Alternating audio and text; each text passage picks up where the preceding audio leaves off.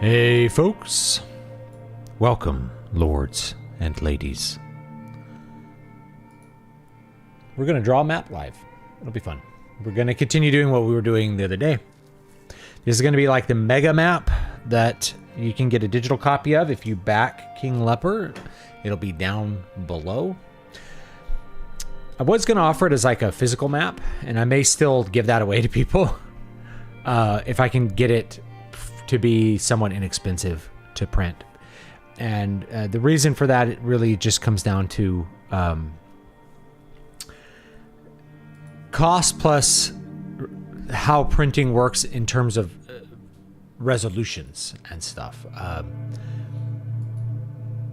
me make sure I have the chat up here. So see if there's anybody here. The map is so huge that printing it is actually a problem.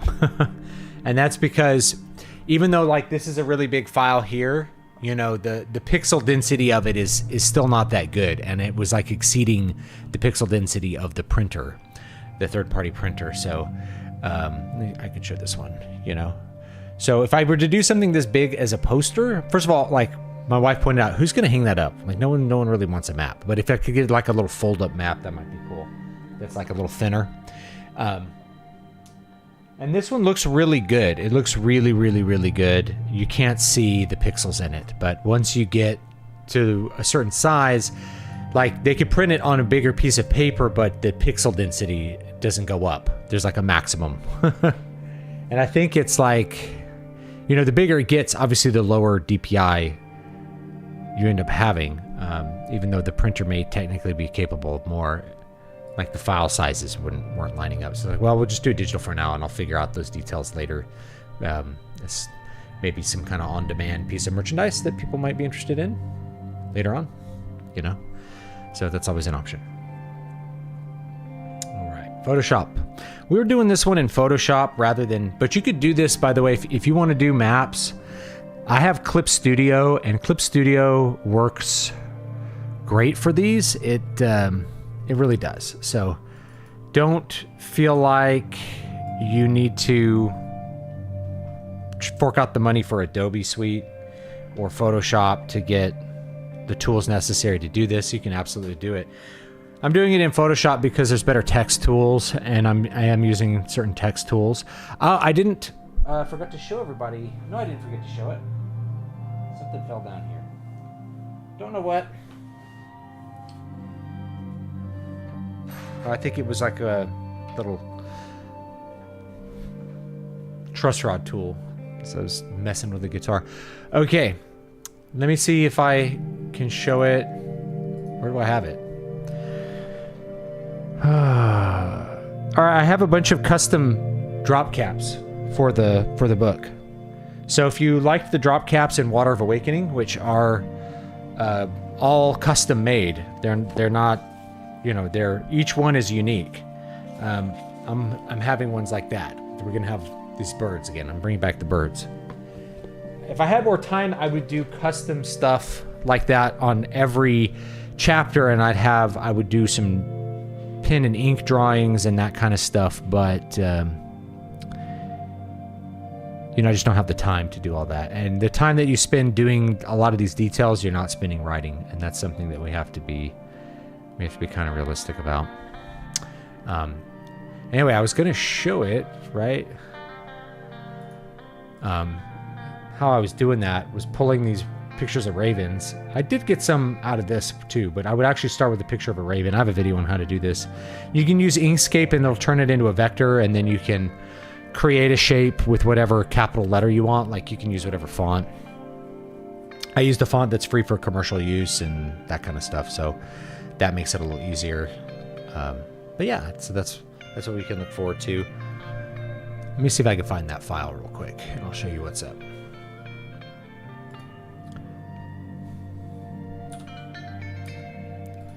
This is an Inkscape, not Illustrator. I find it's easier to do this design work in Inkscape than it is to do it in Adobe Illustrator, but you could do it in Adobe Illustrator if you really wanted to. So let's see. I'll show you what I was doing. Let's do. Here you go. Okay. So this is an Inkscape. Here's what the letters look like. Okay. So what you do is you start with this guy. You go to Path. You go Trace Bitmap, and then you adjust this so that it becomes like a solid silhouette.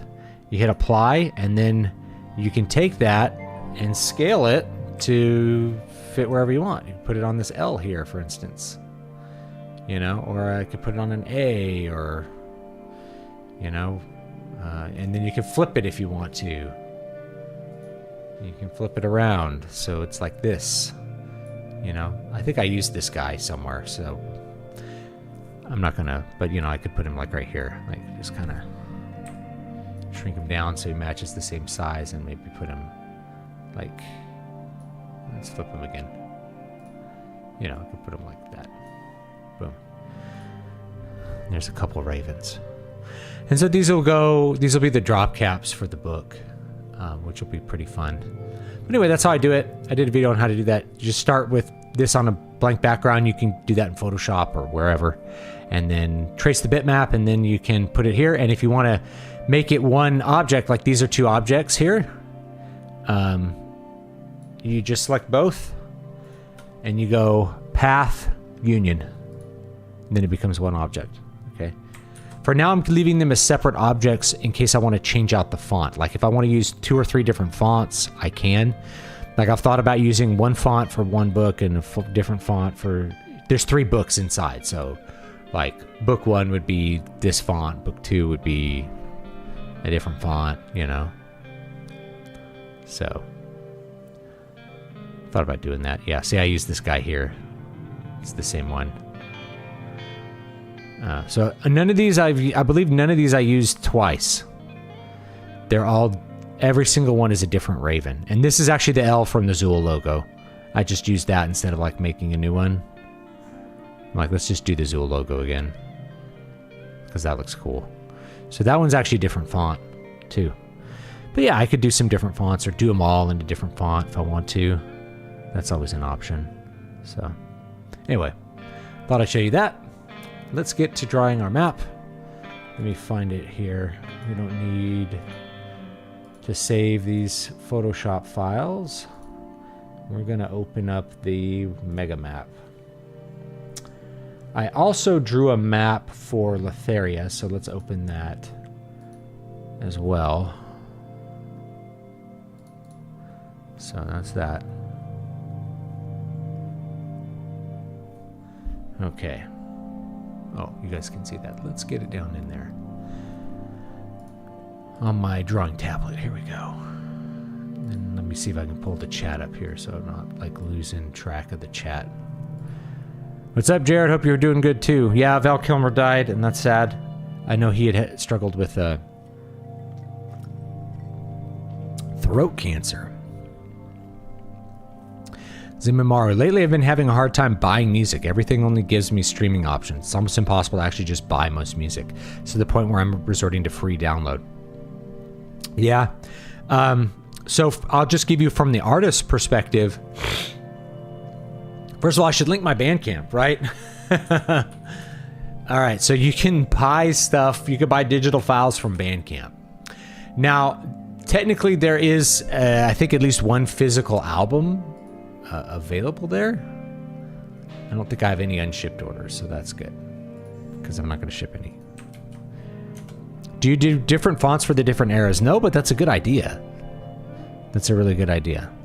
Anyway, so from an artist's perspective, it's almost not worth, like, it's probably worth it to give like a Bandcamp buying option, but beyond that, it's almost not worth it to give another option. Because no one buys it, right? Like, what's the point of printing CDs when literally nobody buys them? I mean, it's bad enough that like any mid-list band, they're lucky to sell like a couple hundred copies of a physical album now, you know? When if they were around in the 90s, we're talking, thousands and thousands. But you can get, if you can get some really like hardcore fans, you could sell a couple hundred copies. But anyway, this is all the stuff you can buy from me. Some of these are just singles. These are like the live albums from the last couple years. This is a 45-minute long improv piece with a bunch of different stuff going on. And then that's the last album that I put out. And then here's the first album, Memories Adrift. And here's all the a bunch of individual songs from Return. That's a picture I took out of my window of a car somewhere, I think in West Texas. But the sun was setting behind me, and it looked really cool with this purple here and this yellow in the rearview mirror, and I just picked up my phone and snapped a picture of it with a Samsung Galaxy phone, and that's it right there. This liminality picture is from a hotel I stayed in I think downtown LA. So I think this is a picture of downtown LA, but it had a really weird vibe. This kind of liminal space, like it's very quiet and dark and weird in here and very bright, and nobody's sleeping outside in the middle of the night. So I just used that. Some weird hotel room or in an Airbnb or something. I don't remember. We were there for some conference my wife was attending. And me and my son went to do LA stuff during the day. And then I think we all went to Disneyland at the end of it, which was fun. Went to like the museum and things like that. We go to Disneyland at night. Fun stuff. Fun stuff. Put that away. But anyway, yeah, I could, as an artist, there's almost not a reason to offer, especially physical products, because the effort expended to do all the formatting for a physical product won't justify the amount of people who buy the physical product. Kind of that's where we're at these days. Sad but true. Sad but true. Last movie I saw Val Kilmer in was Top Gun Maverick. They wrote his real-life health problems into the movie in a touching way. It kind of felt like a tribute to him. I thought they used like a artificial voice or something for him too. I don't remember. I never saw it. Considering backing the book, beautiful cover, can it be read as a single piece, or should I check out your previous works? It can be read as a single piece, or you can add on the ebooks for like $1 or something. I'm trying to remember what they are. So like, yeah, if we head over here, these are the last couple hours. You can read this as a standalone, but you'll definitely get more. There's, you can read them out of order. Like that's how I designed them. So, Water of Awakening, there's characters from Water of Awakening that show up in this, but the main protagonist is brand new, so you can just start with this. There's characters from Needle Ash that also show up in this book, but they're secondary. They're kind of deuteragonists. They're secondary characters compared to this. So, yeah, let's see. Let's see if we have some add-ons. Yeah.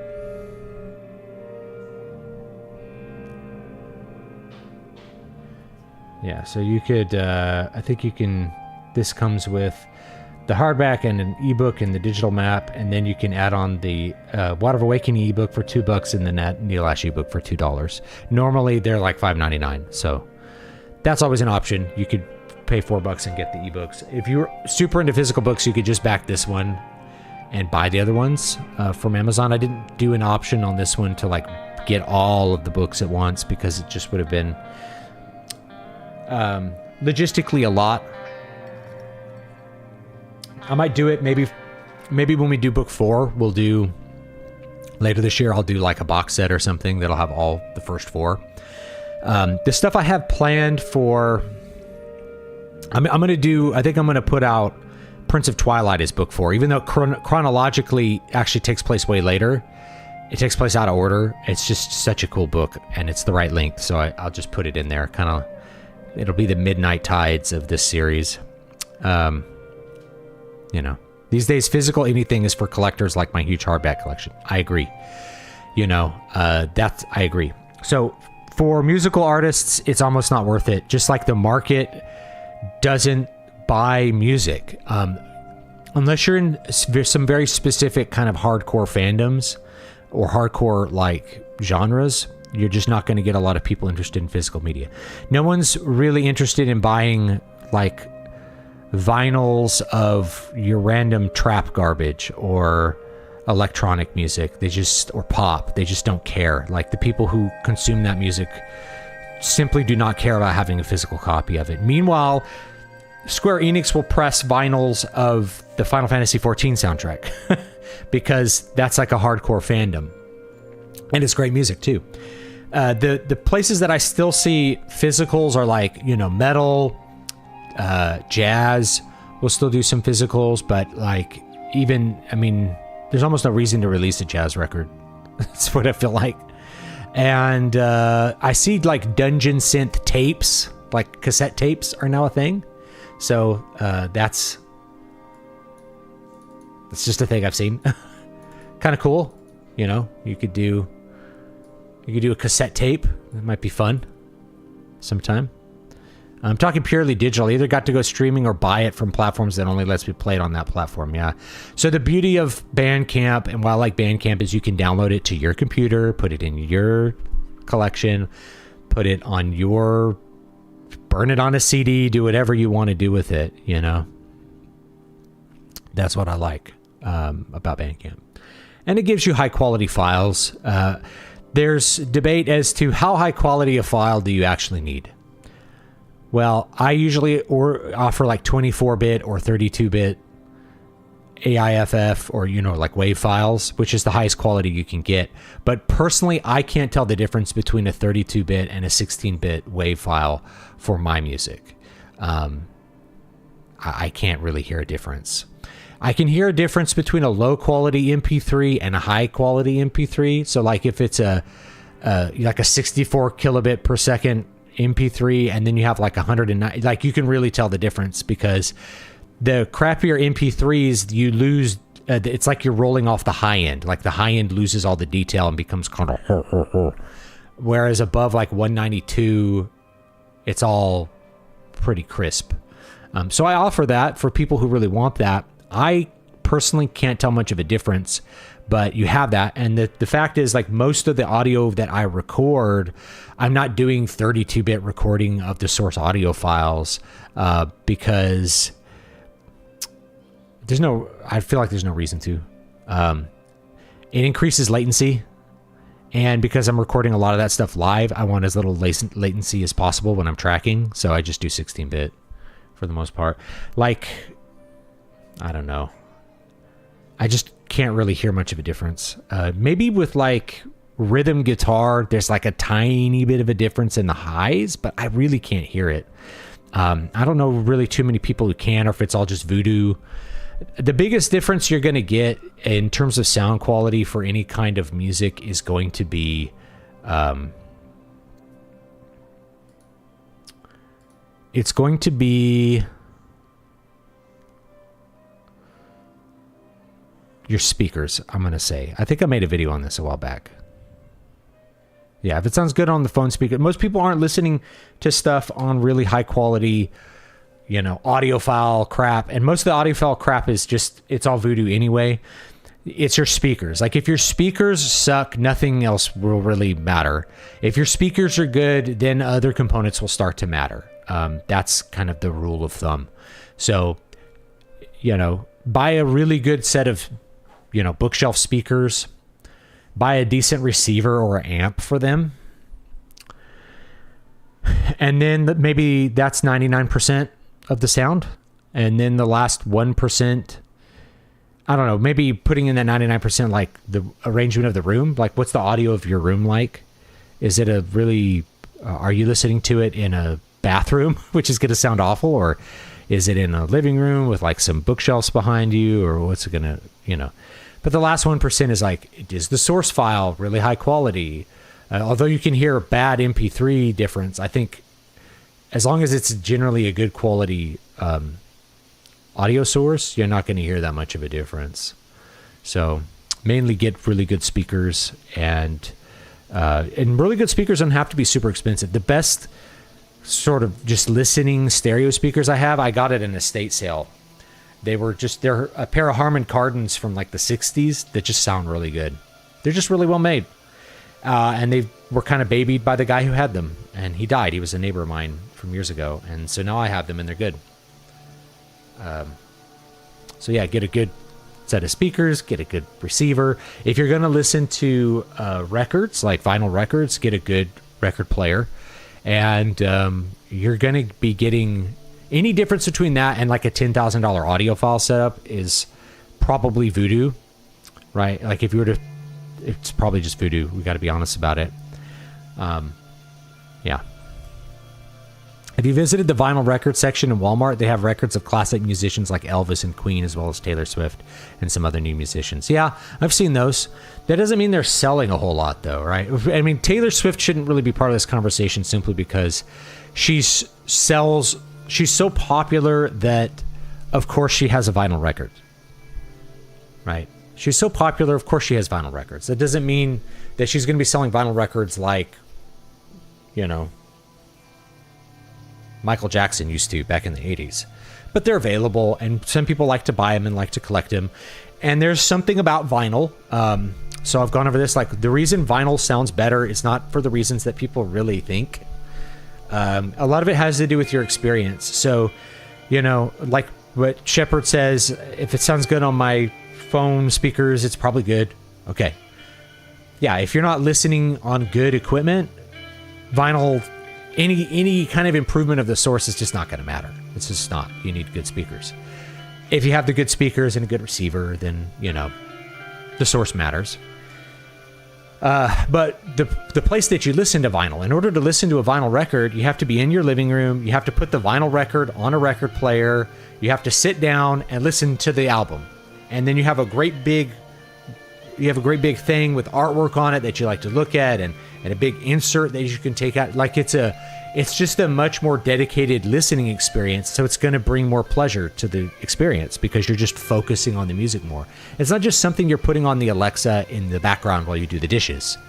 It's something that you're really focusing on. And in that case, you could listen to a digital file and get that exact same experience, right? Or very, very, very close to that same experience by just listening with intent, sitting down with good quality equipment, being comfortable, and listening with intent. You'll like the music more. So I think a lot of people who say vinyl sounds better, it's really just that they're just being more intentional with their listening. Now, the other things that actually make vinyl better have to do with some specific things about how vinyl is treated by the industry, which is it's usually mastered very differently. And I went over this in like Why Vinyl Sounds Better, that video, is that it's not maximized as much. It's more dynamic. So there's a different mastering process where it's just more dynamic. You don't need to master a vinyl record to be as loud as possible. And in fact, I've gotten vinyls that are clearly some transition from the CD vinyl. This was one from a band called Fellowship. Worst vinyl I've heard. Because the medium started sounding distorted, right? If you try to produce the biggest waveforms possible, try to compress and maximize the volume, you can make the record skip. You can shake the needle like off the grooves. You start to get weird distortions and noise from it. It's not good. So a better vinyl master is just a better master. So the way that they master vinyls just sounds better than the way that digital files are typically mastered. So you get a better master, so that sounds better. You're in a place where you're listening to the music with better intent, which makes it a more pleasurable experience. You could get that from, like, if you had a band like Winter Sun that offers the higher dynamic range master files, which they offered on their last album, Time 2. That higher dynamic range file sounds way better than the one that's like maxed out. It just does. So if you're listening to that and you're sitting down in your living room intently listening to it and maybe pulling up the artwork on your computer, that's the vinyl experience there. But I do think that there is something special about like a physical vinyl. And I'm with the people that are like, I kind of like the sound of the record, like the noise of the needle, the fact that the needle's vibrating and producing a little bit warmer overtones, which are actually kind of distortions, but they're pleasurable distortions. It ends up producing a better effect. So you don't have to be some vinyl collector to enjoy music the same way an audiophile who loves vinyl does, you just listen to your music with intent, you know? Get really good studio monitors for your computer, and just those aren't that expensive. You get self-powered monitors and a good interface to drive them, or to a good DAC or whatever, and listen to the files on your computer, and they'll sound just as good as listening in your living room. The only problem is with your computer, you start to do stuff on your computer. It's distracting. Versus if you sit in your living room and just sit there and listen. That's how I usually listen to music, and I listen to it with my son. We listened to an Iron Maiden record the other day.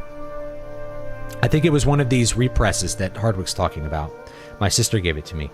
And that's what we did. Me and my son sat there, and he looked at the art, and we just listened to the record. And when it ran out, we flipped it, and we just sat there and listened to the record. I think Rick Beato talked about, this is how me and my dad would listen to records. I'm like, yeah, that's how I listen to records, and that's how my son likes to listen to records. He'll even if it's something we're streaming, he'll sit there and just listen to the music because he really likes it. And if it's not something he's super into, he won't like sit there and listen to it. He'll put on some music and like play Legos while listening to the music or something, you know? The most recently made vinyl record I have is Alan Silvestri's score from Captain America: The First Avenger. The record is red, white, and blue and designed to look like Cap's shield. That's another cool thing about vinyl, is you can make them really cool colors. I have some very cool looking vinyls, like splatter vinyls and, you know, different colors. The coolest one was this Dragon Force vinyl that was like see-through. It was a see-through pink vinyl thing. Pretty cool. Anyway, maybe we should get to drawing. That's my whole spiel on vinyl records. And why, as an artist, you know, for audio files, I'd rather offer like a less compressed version on Bandcamp. But the version that's on Bandcamp is the same one that's on streaming services. And it's not super compressed or anything anyway. I like my stuff to be fairly dynamic. The stuff that you hear coming from YouTube, there's no compression on that at all. It's completely uncompressed. That's completely the raw sound of what I'm doing. I don't do any compression or mastering on it. So it's just recorded an MP4 using, what is this? OBS. Onto YouTube it goes. Boom. It's as raw as you can get. Yeah, my father-in-law had a big vinyl record collection, but he downsized it because he wasn't ever listening to them. You know? He's like, I never put them on, so I just stream it all on my devices now, so have fun with them. You know?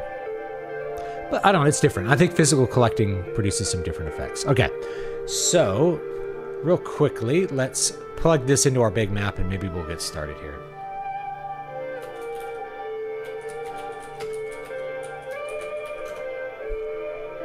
Let's see here.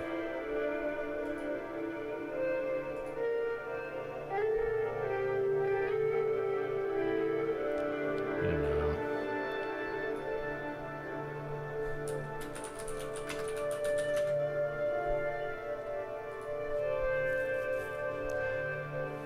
A composite layer.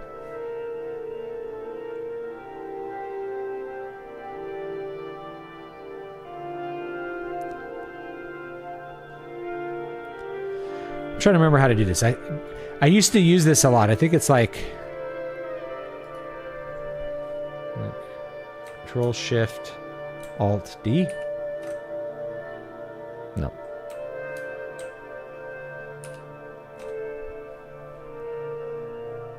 No, that didn't do it.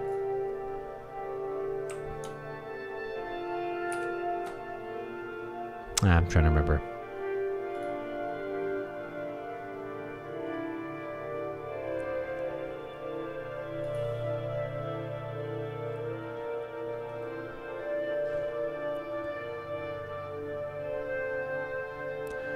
Shift Command Option E, or Control Shift Alt E.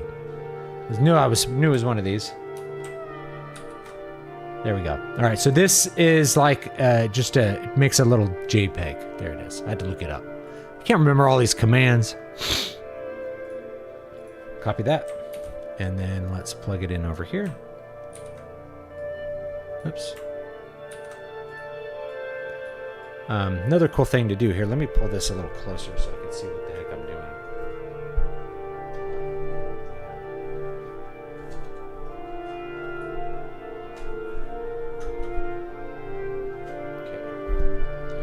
It's always a little awkward to try to do this kind of live with the microphone and everything.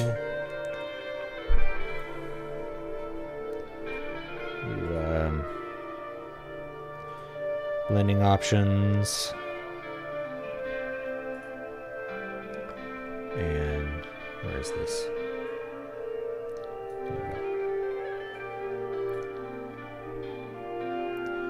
Just there we go.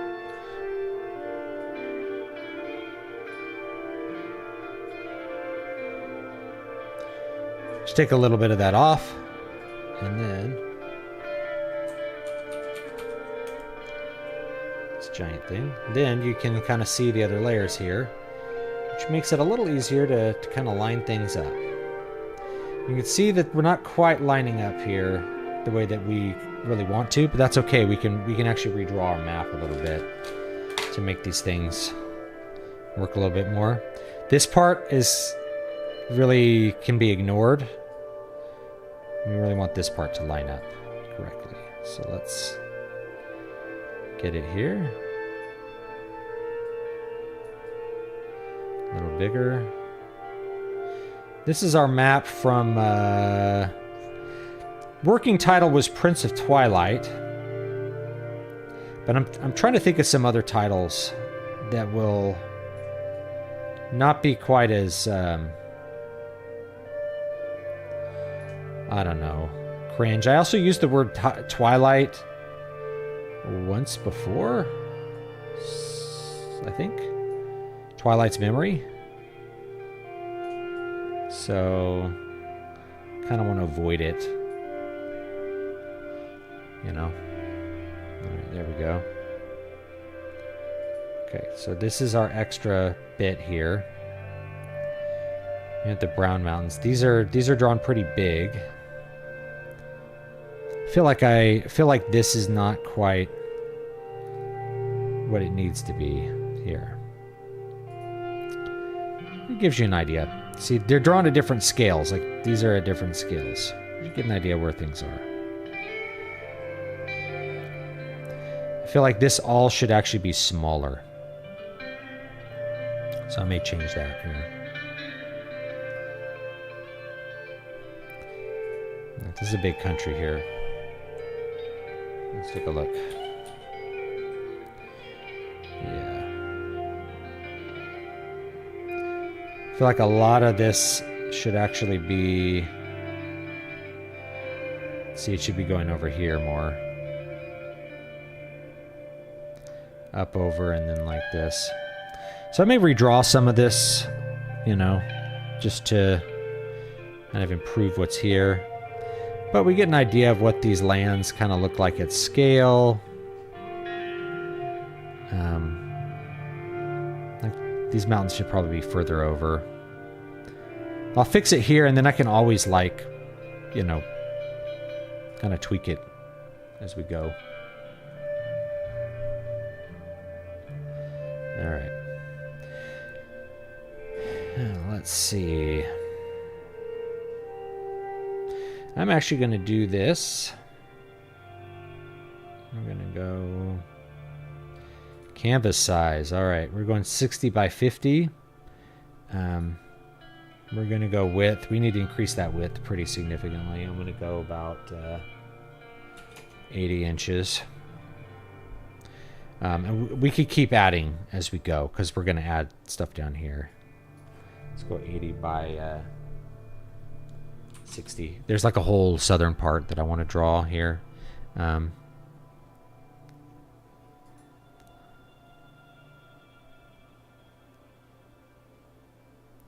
Let's start there. Okay. So that's interesting. Gives us a little more room to work with here.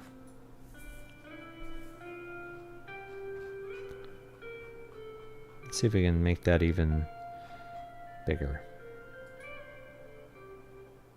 We did 80. We really need like 100 inches. 100 inches.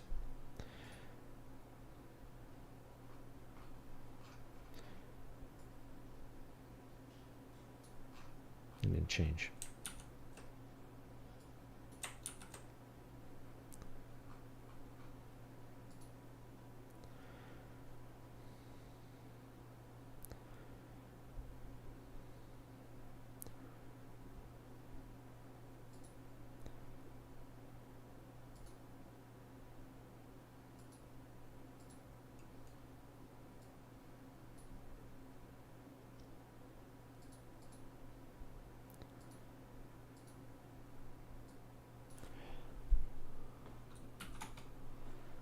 80 inches. Let's see what that does. Make this relative. Oh, you know what? It did it. I see. It's doing it. It's just the background. It's not drawing the background. That's why.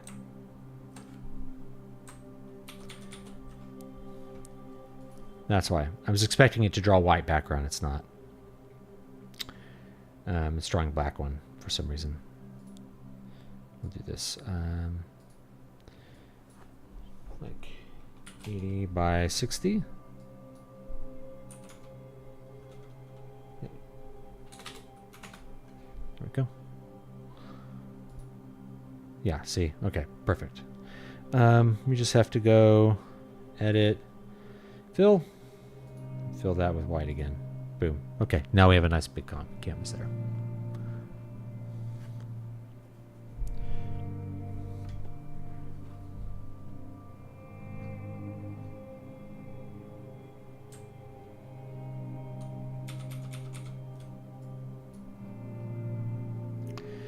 Now,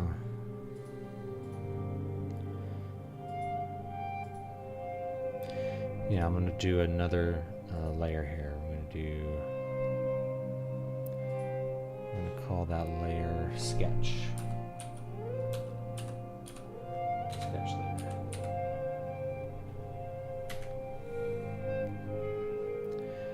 Let's grab it. Where did I put it? Here it is. I gotta look up my notes for like the names of everything.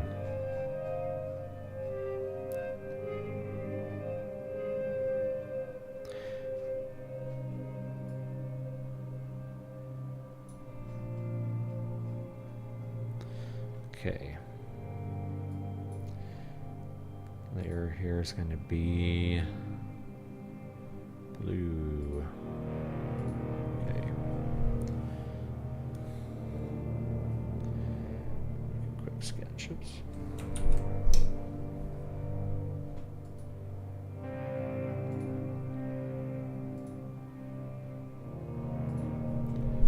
Okay. How thick is that bit? Let's make this a little bigger. Let's make it about 28.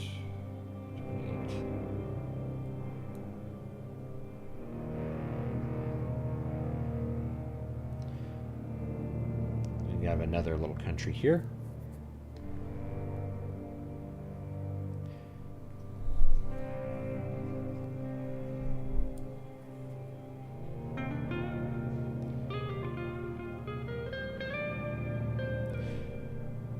Draw it kind of out here. A couple peninsulas, right? And then kind of roughly down this way. We also will have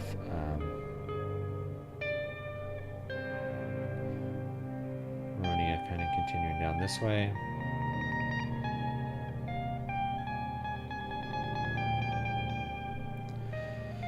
Up with another little peninsula there.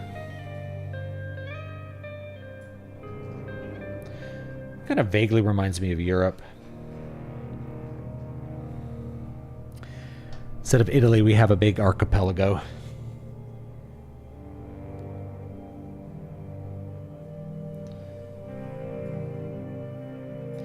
I know that we have a Forsetti Isles over here somewhere too. It's going to be right here.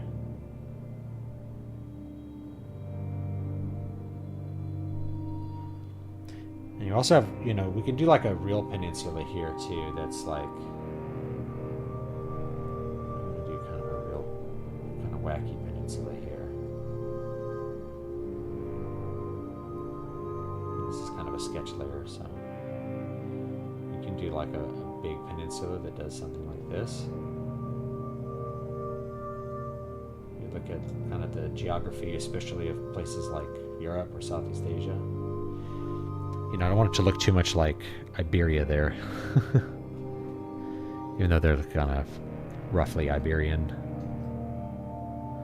Inspired by Iberia. I haven't done any tales over there yet, though. get d'Italia here.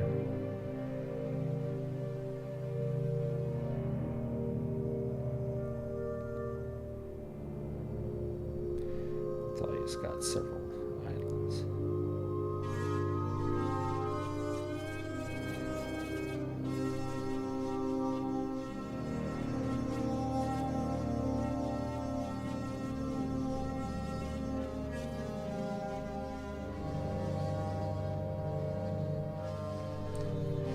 This whole archipelago. Actually, Italia.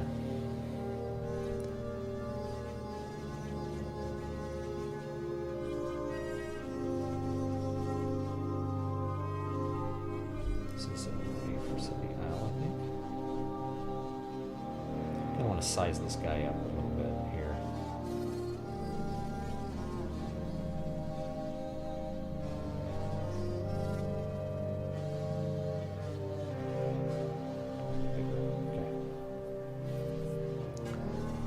Got an idea for a book title in the book.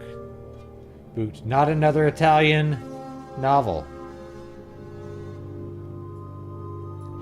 These countries here are roughly inspired by like the early Renaissance Italian republics. Rhonia is roughly inspired by, you know, Avignon. Frankish kingdoms. These further ones, you know, Lotharia is actually more English inspired, but so is Veruland. It's more kind of English. So this whole area to me is kind of like England. They're called the Western Lowlands. Again, more inspired by like maybe ancient Denmark. Central area is obviously inspired by the petty kingdoms, inspired by kind of high medieval Germany. Bitterland is obviously Scandinavia, right? You get kind of the rough idea of European-inspired fantasy with its own twist. You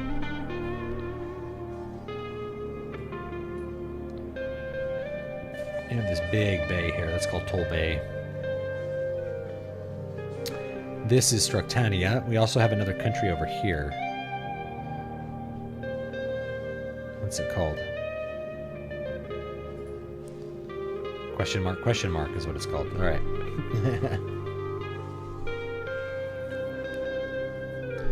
We can get to drawing here. What would be cool is like once I do this, then it'll actually make, you know. Did you watch Disenchantment? I don't know what that is. Are you gonna make a video review of the menu? I can, yeah. I think it's a cool movie to watch, even though I don't really like it. I almost have to recommend it because it's not sequel slop. In fact, it's like in rebellion against slop, but it's very contemptuous of the audience, in my opinion. In my humble opinion, I believe it's very contemptuous of the audience. And, you know, maybe that's good, maybe that's bad. Maybe you think the audience deserves to have a lot of contempt paid towards them.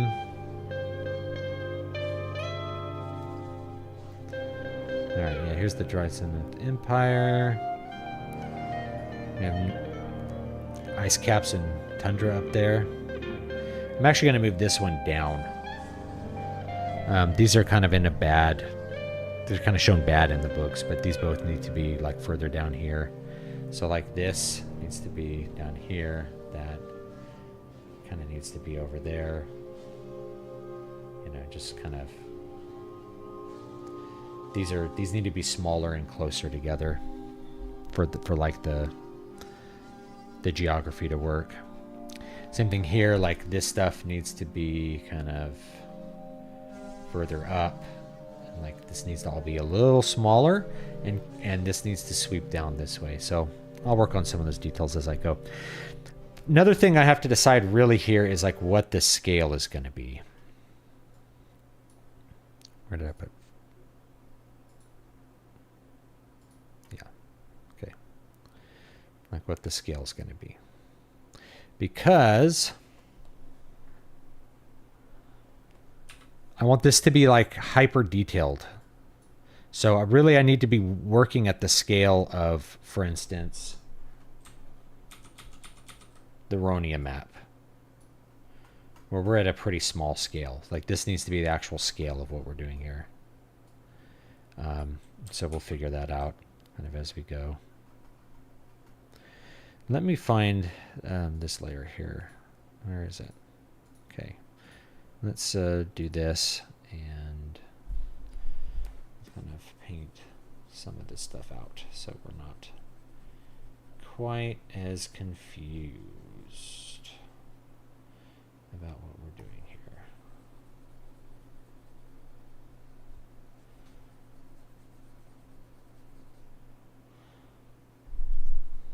Scribble that out. A lot of this stuff should be scribbled out. Okay.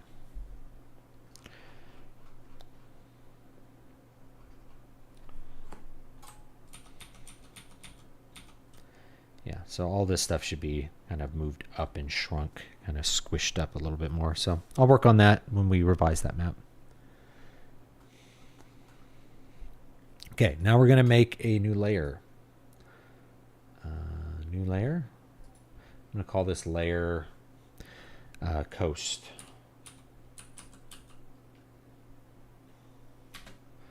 And we're just going to start drawing where we don't have anything yet, I think.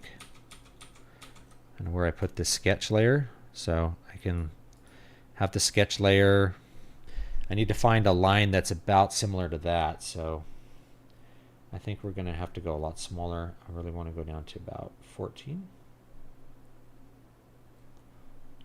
Why are you doing this?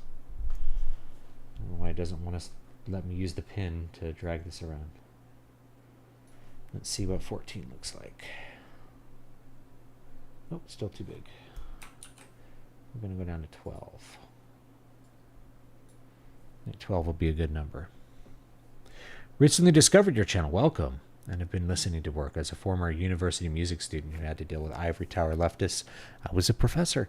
It's a relief to hear someone with similar experience. Yeah, I mean, I was a professor, but no, I don't think I could get employed now. I have too many opinions out there. It's an ogre. It has layers. All right. The music stopped. Continue watching. Yes. Yeah, here's the music. I perform all the music you hear in the background too. All right. Let's see. I think that's a good one. All right. So let's get a little closer here. I really want to see what the hell we're doing. You know what I mean? As we go here. Yeah, there we go.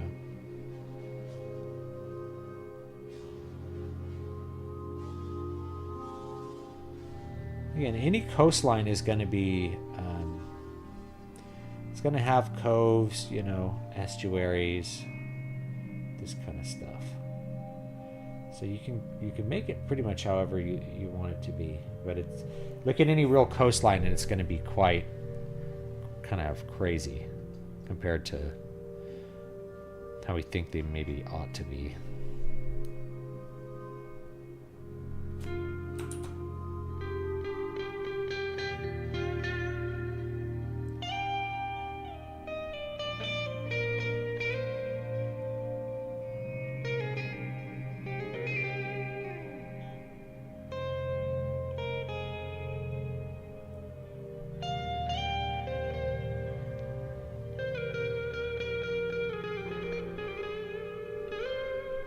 Making some little coves and stuff, and then we'll do some little islands next to that.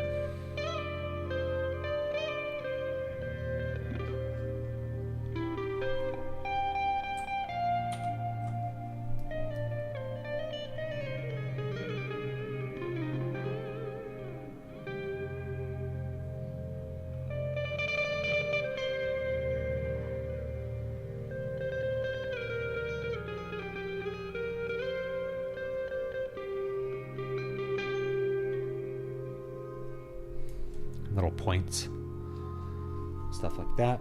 You may also have, because this is kind of a big peninsula here, you may end up with like some really interesting features like this.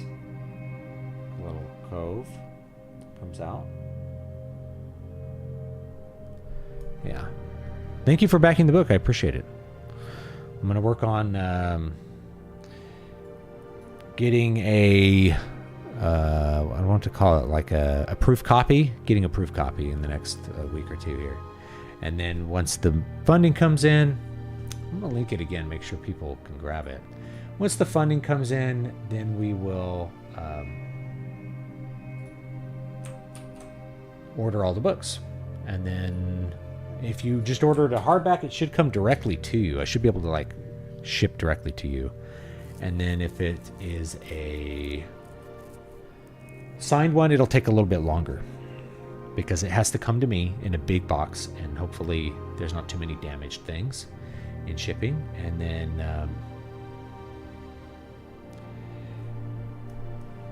I have to sign them and personalize them, and I'm gonna try to have some survey questions that'll help people to, see what kind of personalization do you want.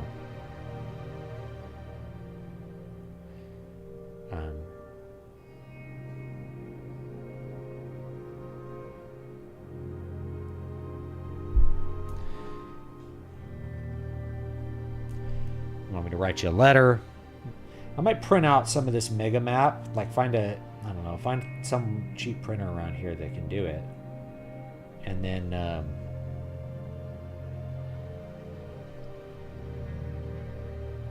people can get kind of at least a folded up version of the map, like when you got Morrowind, when you got Morrowind, you got this big map. It's cool. Show your students Yuri Bezmenov lectures for giggles. That wasn't around when I was YouTube wasn't even like a thing when I was teaching at the university. I think the first year I taught was 2005. Will you make an audiobook? Probably not, but if I do, I don't know. I'll start with the first two. I have audiobooks of some of my books, and people are often like, why aren't there more audiobooks? And honestly, the short answer is because it's not worth the expense, like 9 times out of 10, to make an audiobook. And that's nothing against anybody wanting audiobooks. I listen to audiobooks, so I'm not like some crazy hypocrite going, these darn kids and their audiobooks. It's simply a money thing. It's not it's simply a money thing. That's all.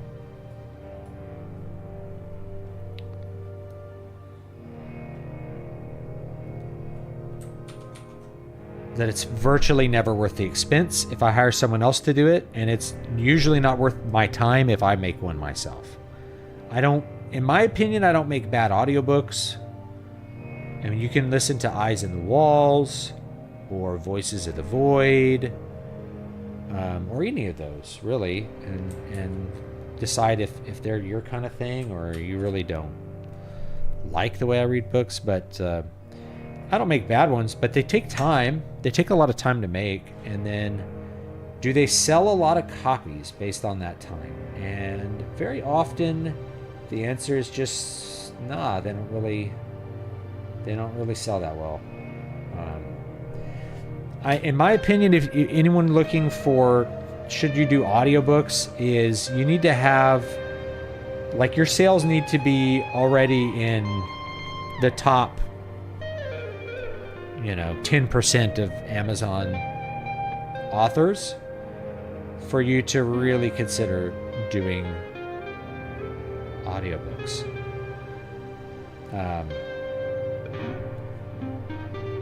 The margin is good on audiobooks. That is true. It's very true. Margin on audiobooks is good, but you're going to sell such a small percentage compared to what you normally do. So unless you're already getting 5,000 units or higher of a book, there's not a good reason to have an audiobook. Now, there is one book that I have way more than 5,000 units shipped, and I don't have an audiobook, and that's City of Silver. So that would probably be the one that I would focus on. Water of Awakening is in there. I think it's on Amazon. It's listed as my second most popular. So City of Silver is number 1, and then Water of Awakening is number 2. But City of Silver, I think if I did that series, I think I could sell a lot of copies.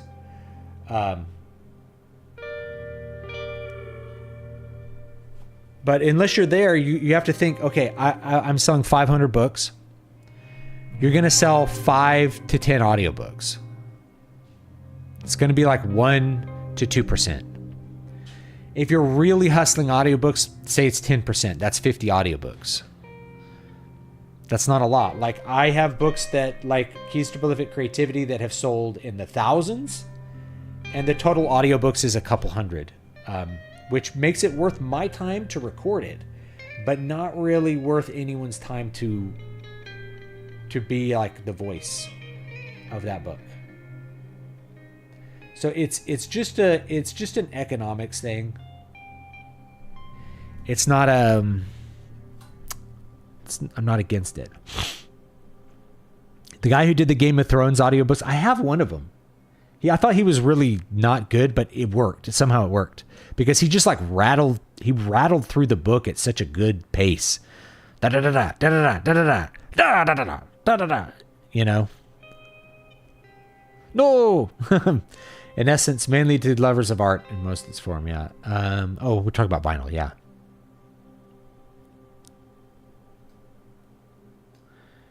Yeah. So. Anyway, that's why I don't usually do audiobooks. It's nothing against audiobooks. It's merely the economics of audiobooks and the market. The market's very soft right now. That's a very soft book market. Yeah. I think I have the first Game of Thrones audiobook, or the first Song of Ice and Fire audiobook. I think I listened to that when I was moving here, just to kind of refresh myself, because I hadn't. I've never watched the series. The series is a little too slow moving for me. So I listened to the book, I think, and I thought it was pretty good. But you get to the end of that story, in my opinion, and I'm done. Like, I don't want to read any more books because the people I cared about winning have lost. That's all.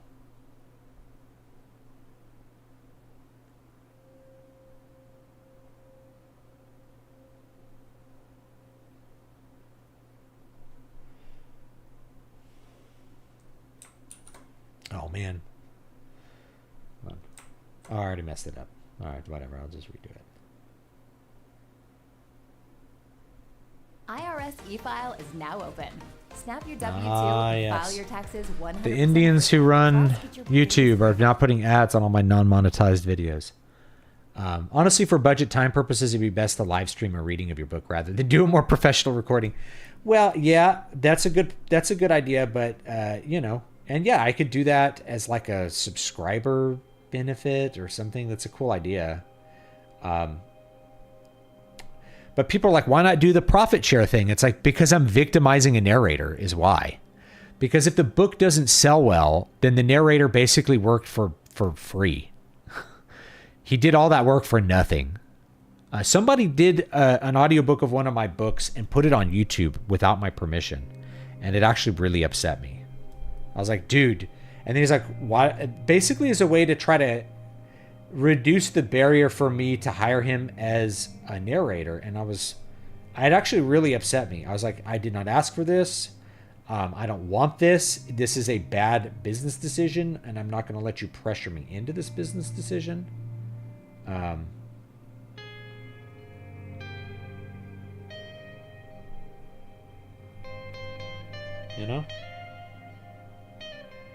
It actually upset me.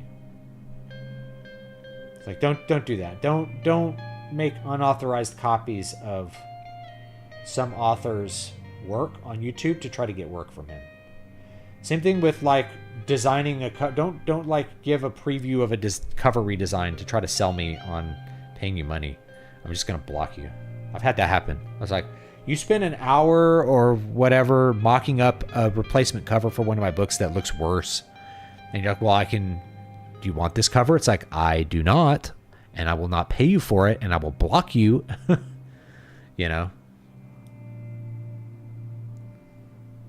I want to live on F Island. FI stands for Forseti Isle.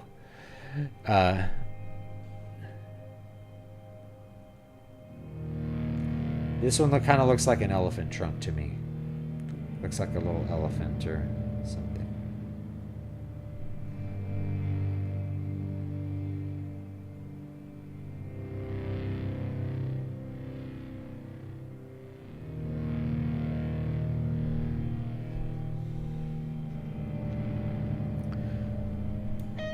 Man, drawing the waves on all these coasts, oh boy. I don't know what I was thinking.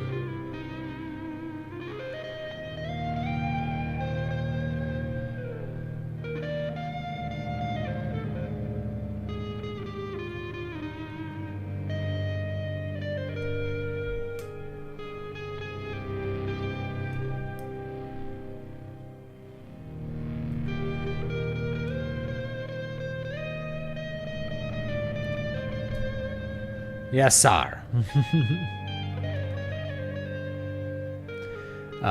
So yeah, if you do like the profit split, it's like, nah, the narrator's not going to make enough money for him to really justify doing that work. And then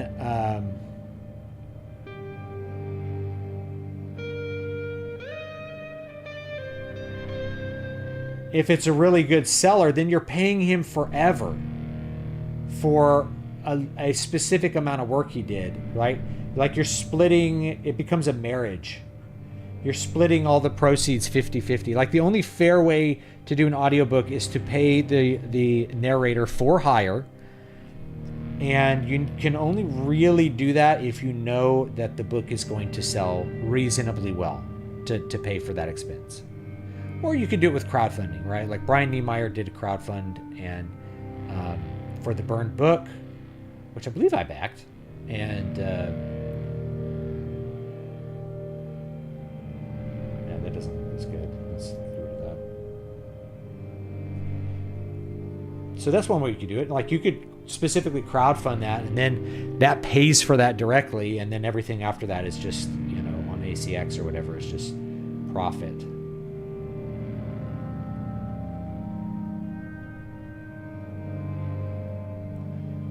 Which is great.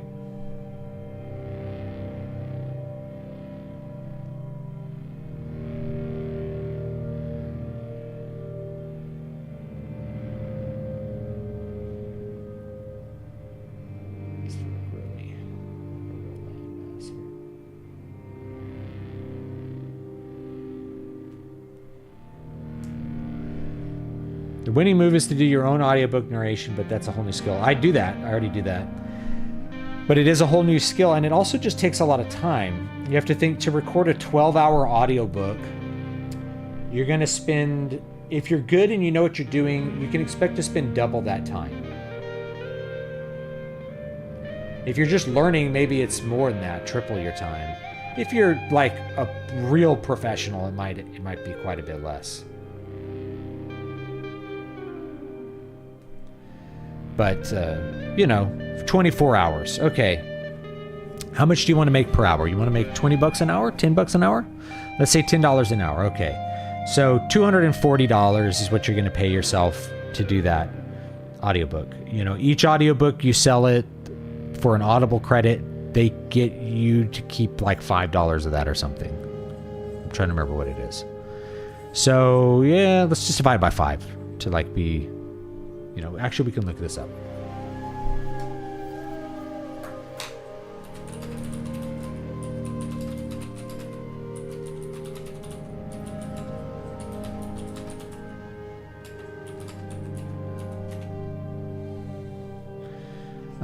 You get 40% of a la carte net sales and 40% on all member net sales. if it's exclusive. So let's just say it's exclusive. I believe this is going to change your life. Yeah. So it's not on Barnes & Noble. Okay. So how does that work out to? I think that works out to about, what, like $4? Oh, 30%. All right, we'll just say $4. So 240 divided by 4, that's the amount of audiobooks you have to sell.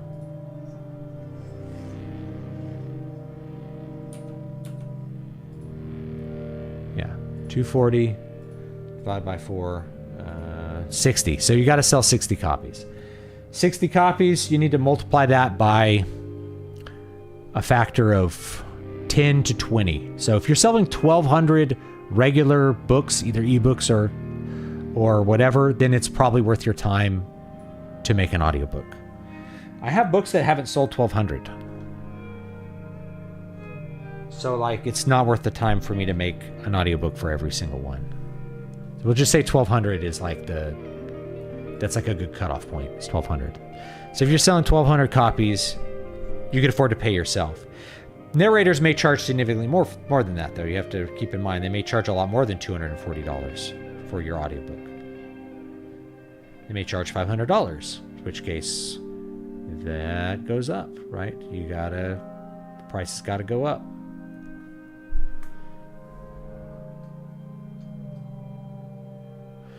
A technique I've used for map contents is to spread rice onto paper and outline the shapes it generates. I had a music professor, his name was Jack Fortner, who used to do that with rice. He'd throw rice, dip rice in ink and throw it at the paper, and wherever the ink went, that was the notes.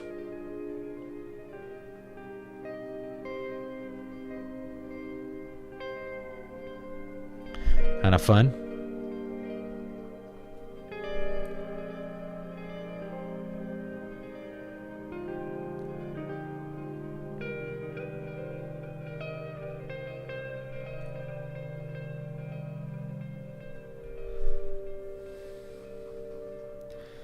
All right, we're almost back around to our starting point.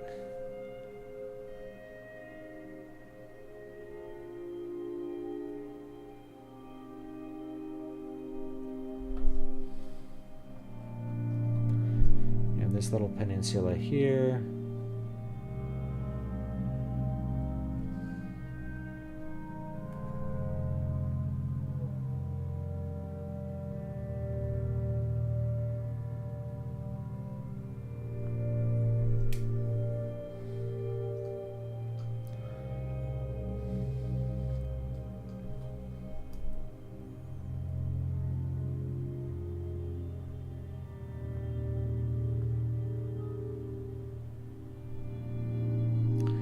Okay, so now we're kind of with our original map here.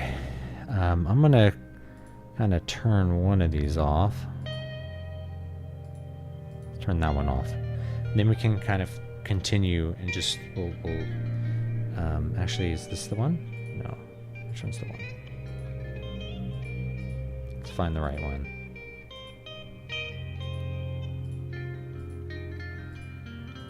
We're going to, actually we'll turn this whole thing, we're just going to turn the opacity down a little bit so we can see better what we're tracing.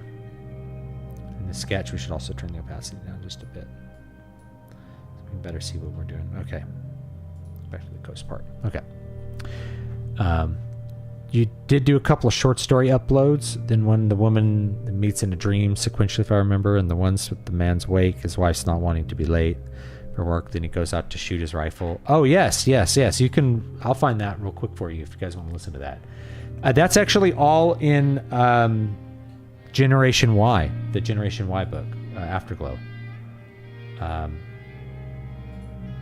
I'll find it real quick for you, though. Yeah, I should just do that one because I only would have to record like 3 things, I think. I think I'd only have to record like 2 or 3 things to get that one done. So, I'm going to search for, that was called Middlebury.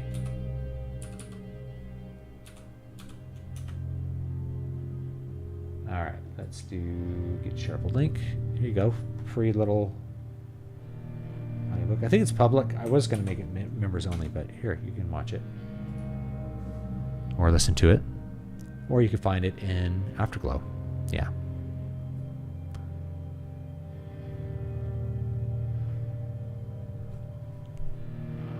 Yeah.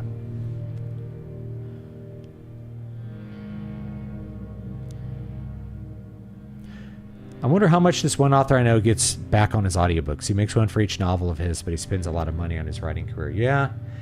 A lot of people think, oh, I'll make it back eventually, you know, like I'll get a return, you know, over time. To me, when we're talking about ROI, it's really like time to get your money back is part of the equation to me. So if it takes 10 years to get your money back, to me, that's not a good investment. You could have spent that money on something else that would have yielded a lot better returns. Like you could have just bought random stocks with that money and you would have gotten better returns.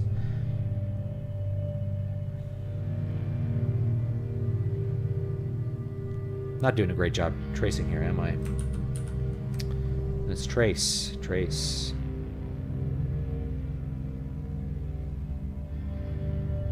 Like I'm doing it roughly, I need to do it a little bit more precisely, don't I?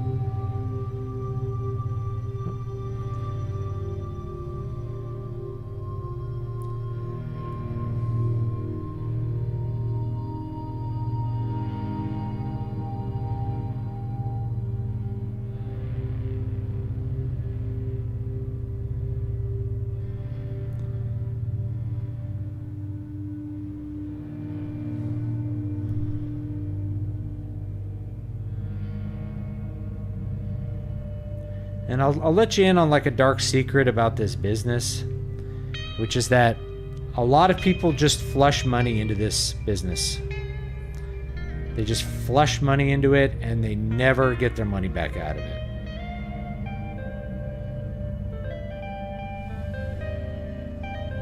Very common. People have dreams. Often that dream is to be an important author. It's not actually to write books. And I've complained about this before, I think. Yeah, the drive is often to be well-liked and loved and well-respected and not really to make stories that anyone cares about.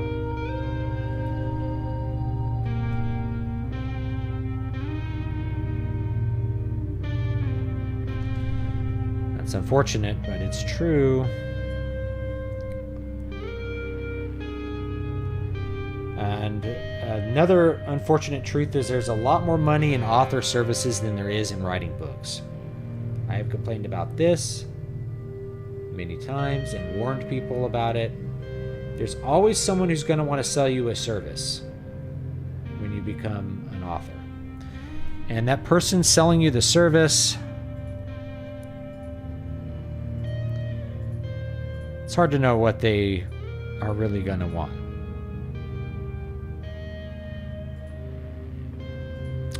It's hard to know, I should say, what value they're actually going to give you.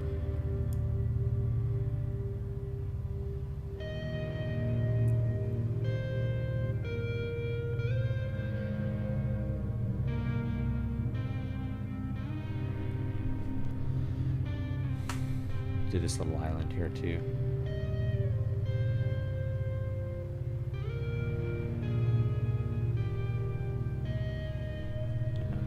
Do all the little islands as we go.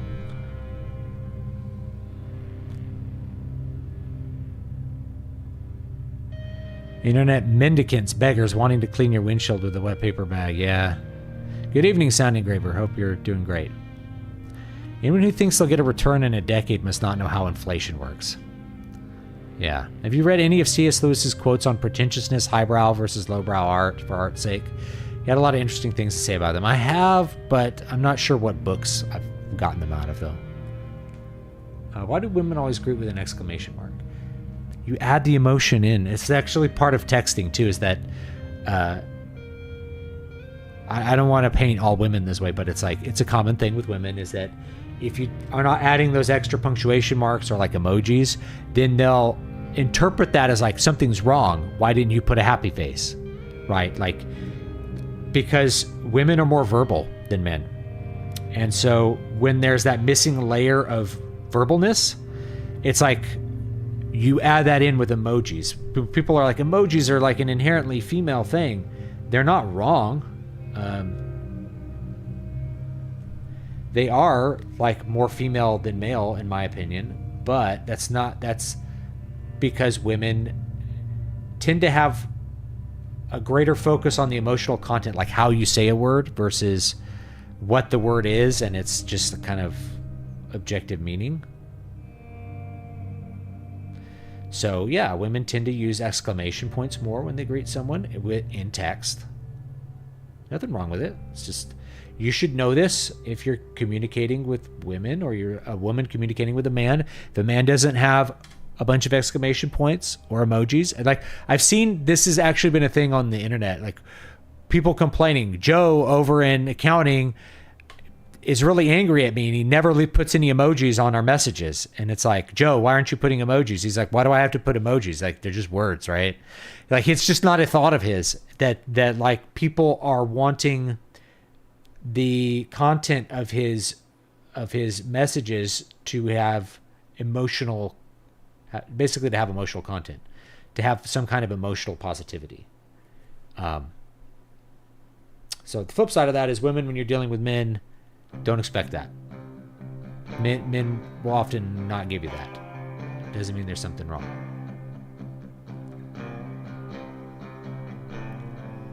You know. Typing all lowercase with the least effort possible. Exclamation points for males means combat encounter alert. Where is it? Okay. It's kind of unfortunate that the right traditionalists have so few prominent creatives aside from Lewis, Tolkien, and Lovecraft, maybe Uncle Mel. Well, let's actually think about that for a minute, though, right?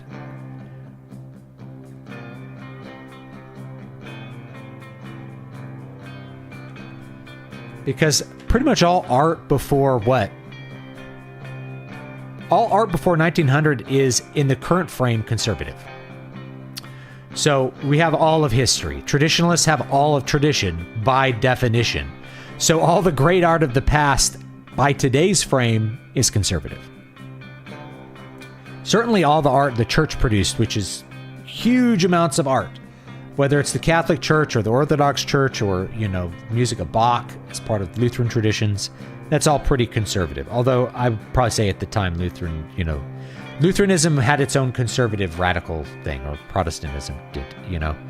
And it was actually the radical Reformation that rebelled against art. Just like how we have rebellions against art now. You know.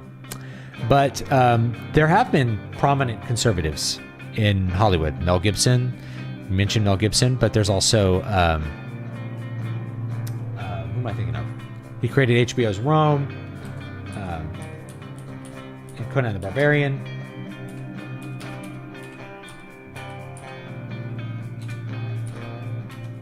Oh, John Milius, right? So John Milius, very famous conservative artist, produced a huge number of conservative pieces of media in Hollywood because he's just damn good at what he does. Then you have things that are reframed. Is Roseanne Barr a conservative? We wouldn't have considered her a conservative 25 years ago, but she's part of kind of the new right. So almost all comedy now is in a conservative frame, which is weird to think about because comedy tends to be rebellious. But if you are a leftist, you can't really say anything that's funny now. It's just comedy's banned. So by definition, all comedy is, quote, conservative, which doesn't make sense. But it's just kind of the helter-skelter nature of current political lines being redrawn. You know.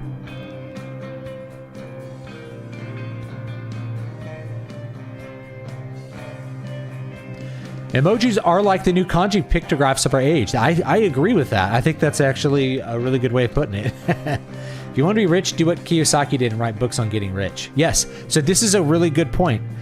It's like in a gold rush, you want to be the guy who sells shovels. You ever heard that little chestnut? Totally. Yeah. You want to be the guy who sells shovels. So that's why there's more money in author services than there is in being an author.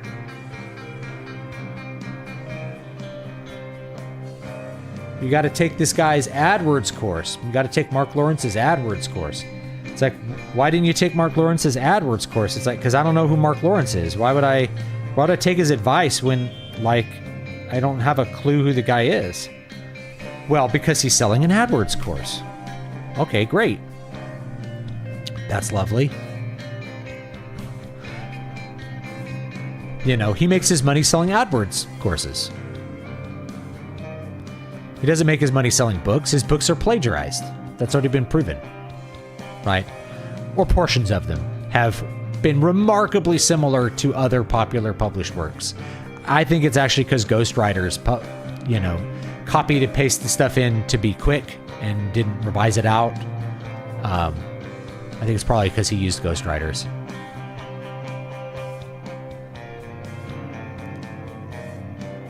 Yeah, the problem with the right in terms of modern creativity is really that the people on the right who would fund it want this like ROI. It's all like, where's my money? How are we going to make money on this? And the left doesn't think that way. They're like, no, we want to influence people's decisions, and no one really cares about making great art. You know what I mean? So that's the problem with the right, is like everybody is so focused on the ROI they can't ever get their head out of their ass to make something great. Give the future archaeologists work for having deciphered the emojis of the early internet. Yeah. I wouldn't call Lovecraft a traditionalist either. That's a good point. Especially for the time. But maybe in the current frame he is. Uncle Mel is Mel Gibson. Yeah. Yeah. Pharaoh Akhenaten's wall paintings were banned in Egypt.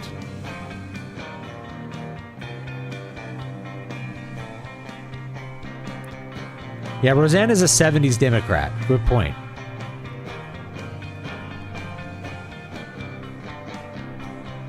Roseanne will never live down her singing of the national anthem incident. My parents still hate her for that, despite all she says now. You know what? I gained a lot of respect for her when she, got booted off her own show, and she's like, no, go on without me. But like, why would you do that? She's like, because everybody had a job. And it's like their job and the fact that they had signed on to do this for a year mattered more to me than, my pride or my money. Or the fact that it was obviously my show. It mattered more than doing what was right. The right thing to do was to let people have their job for that year. And she just kind of took the lumps and moved on.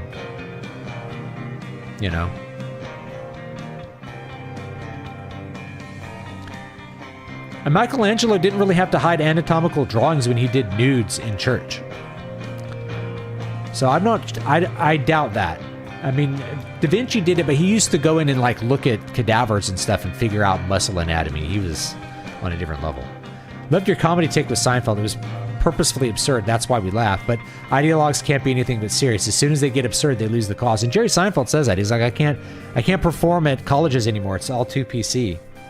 You just can't do that anymore.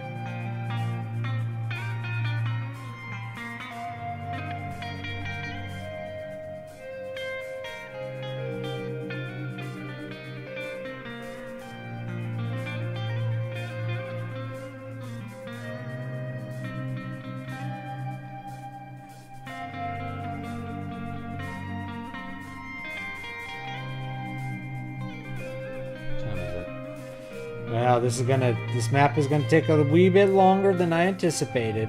It's okay. I'll stream more of the map making process. I'll do some extra streams maybe middle of the night map streams to like get this whole thing finished.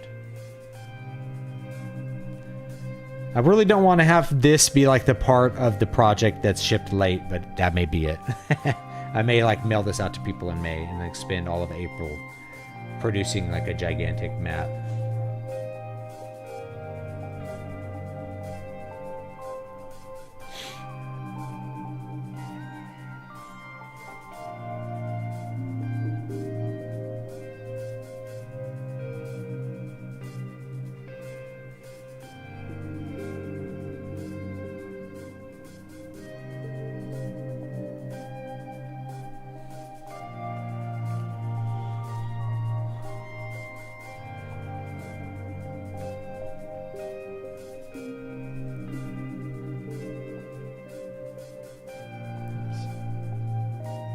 Do a little better job with this part.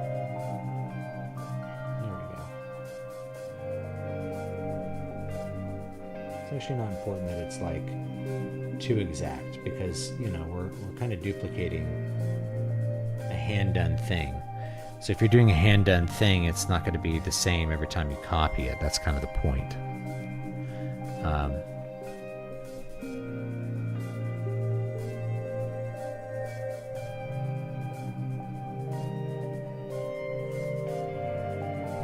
So I wouldn't say that independent or centrist people are the only people who want to make great art. It's that the conservatives who would fund the art are only interested in the art as a marketing exercise. They want it as a product. They're like, yes, I'll fund your movie. How much money will we make? Well, actually, maybe we won't make money. We're taking a big risk. Well, come back to me with a better plan that you are more sure is going to make money.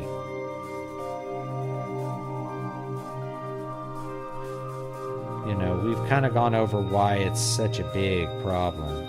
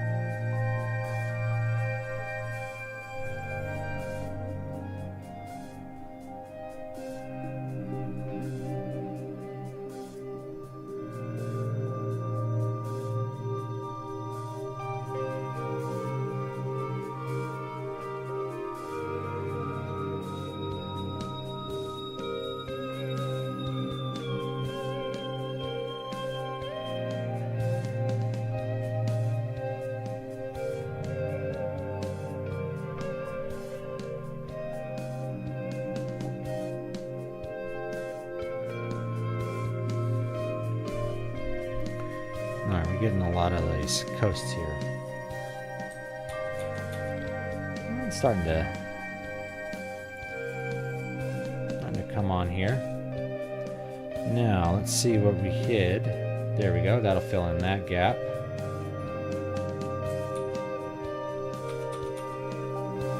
Just kind of get the main shape of the Western continent here tonight, for sure.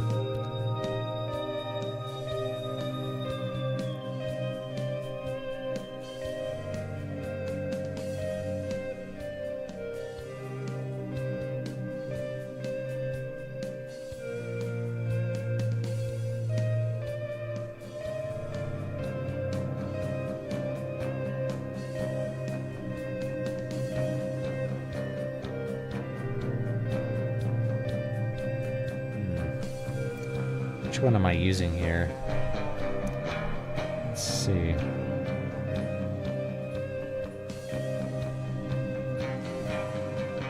That's the...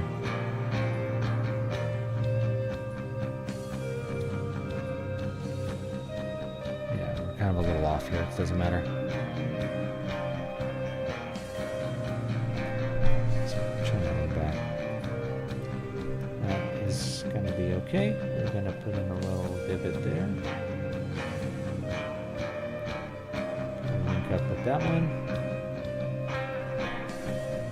Getting the stuff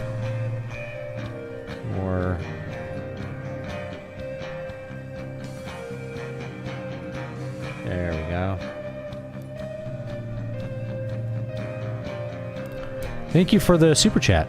Thank you. People treat art as a business or product, not my thing. At least it isn't my first priority. Make art good and unique to you, yeah.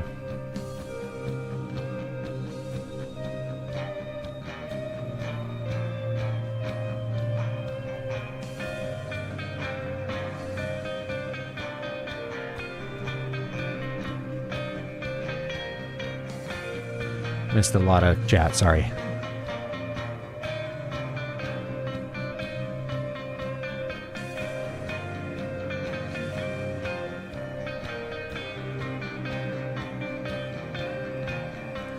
Oh yeah, I miss Norm Macdonald, yeah. Sounds like some communist gobbledygook. Why he put flags in the movies? Oh, that's interesting. Part 1, I just love this country. I'm so happy to be here. My kids aren't persecuted for their religion. All rights are protected. No one comes and slaughters you for anything you might think or believe. An incredible place.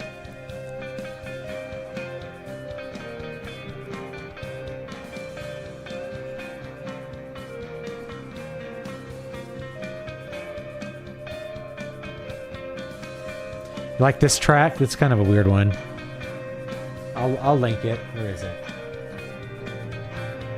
I think I just called it C. Dorian. Yeah. With an out-of-focus camera. You can watch it here. C. Dorian. I only got 97 views on that one. It wasn't my most popular work. But it's okay. I think I was trying something different with the live ambient rock. Like the improvised ambient rock. No. On the paintbrush.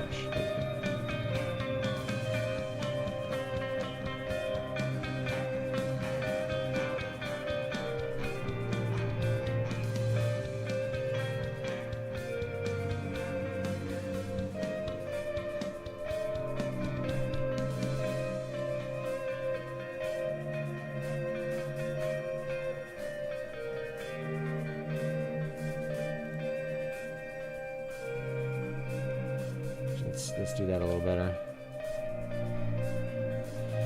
Got these two rivers that come in here, which is kind of cool.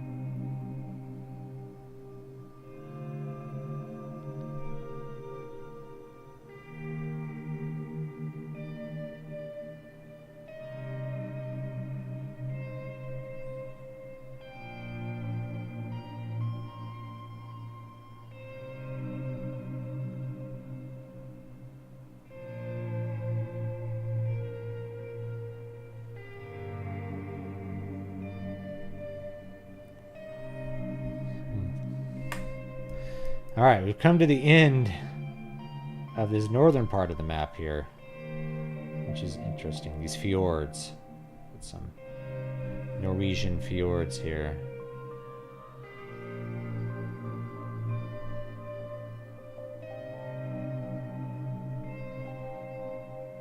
I always try to do new stuff. I haven't put out a track in a while, simply because I wanted to take a break, kind of leading up to numbers 100.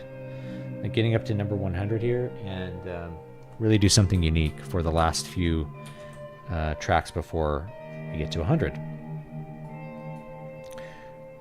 All right, let's do some new stuff down here. Okay.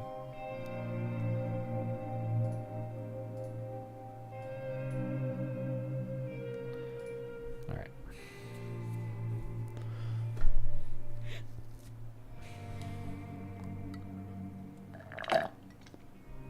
Yeah, Acura is a great movie. Was the everyday a video thing for the month of March? Yes, I'm going to take the foot off the gas for April. Now that we're coming to the end of the crowdfund. The whole point is, if you want to you want to like do everything when you have everything going on. So like if you have something to sell, that's when you need to make all the content. So it's like get all the stuff to sell together and then really focus on content, because the content will amplify whatever you're doing. So it all gets amplified together. You don't want to make a bunch of content and then stop that and then focus on books and try to sell the books while you're writing the books. I've done that, right? And not doing a lot of content, So that's what you're going to get.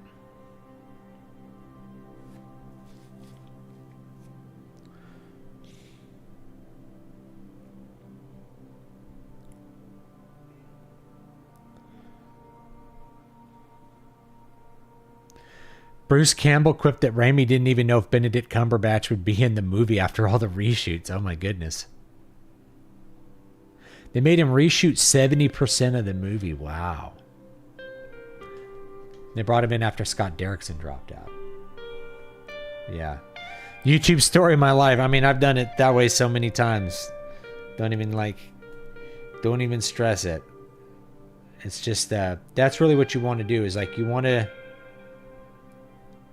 like I've been putting out kind of a couple songs a week I did for the other channel just to kind of get that going.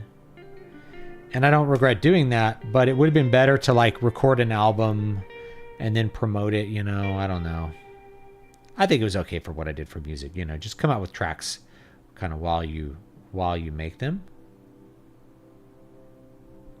And that's probably a great way to do it.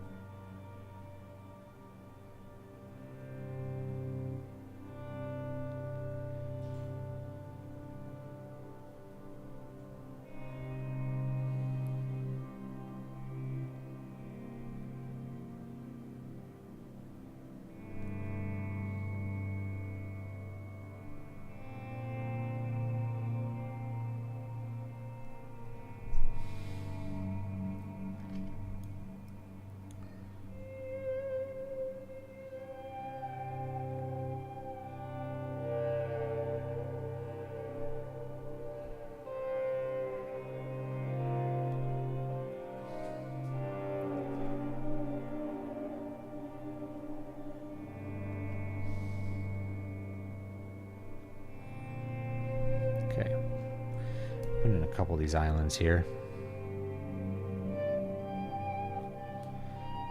I don't feel good like if I've done most of the new stuff for the week. I'll do some more on Friday.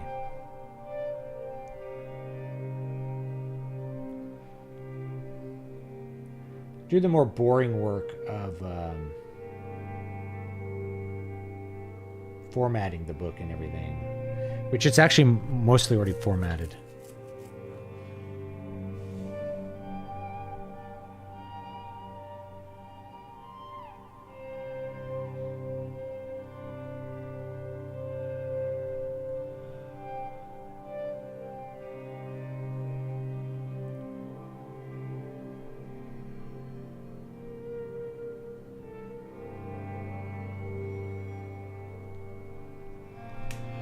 More of these islands here.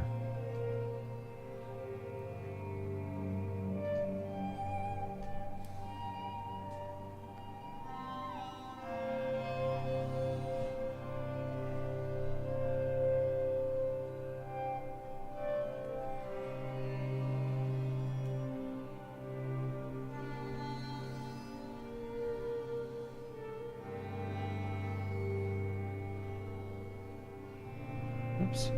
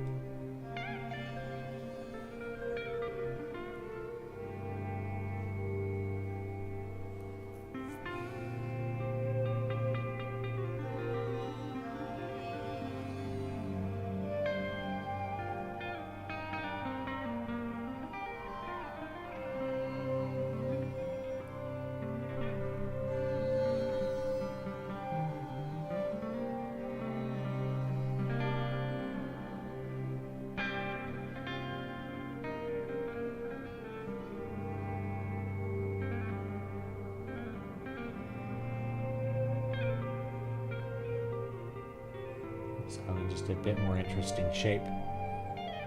Little bay there. Little point. It's good.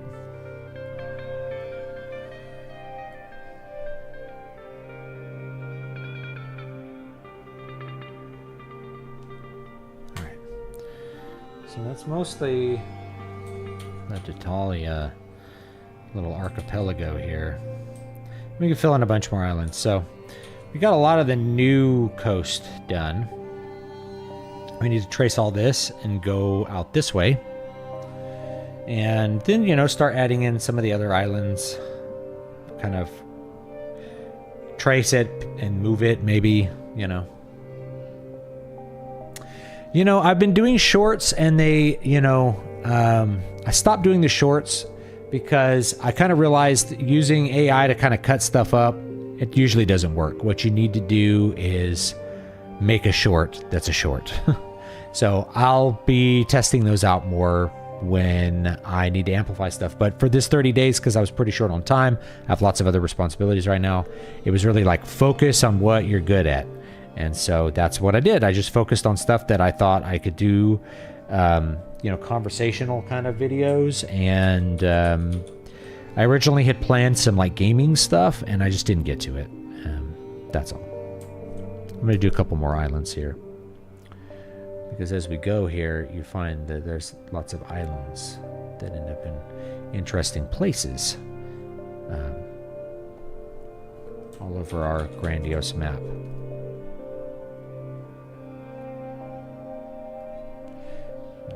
There you go. Find that there's lots of extra little islands that we end up with.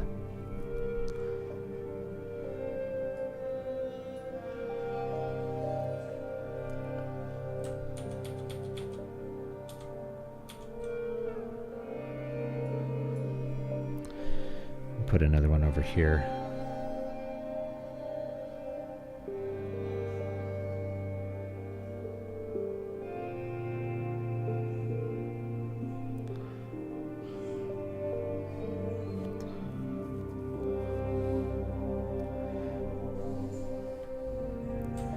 I'm going to put some that are like really close together here, so there's like almost a chain that you can go across.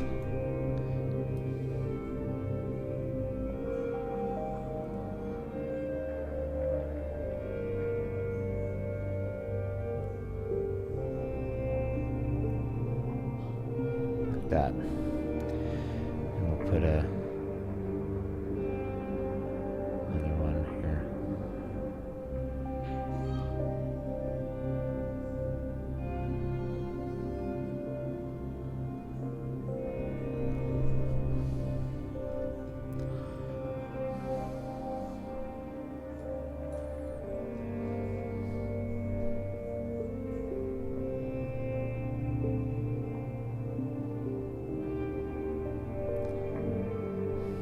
If you look at somewhere like Norway or Scotland, you see just like huge amounts of islands.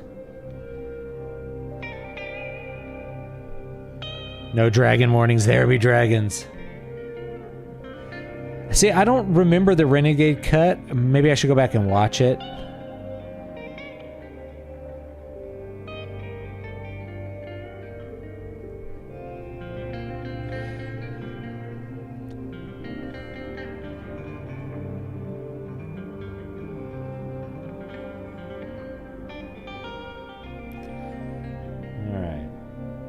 About 7 more minutes. Let's see what else we can. Let's get in here and we can probably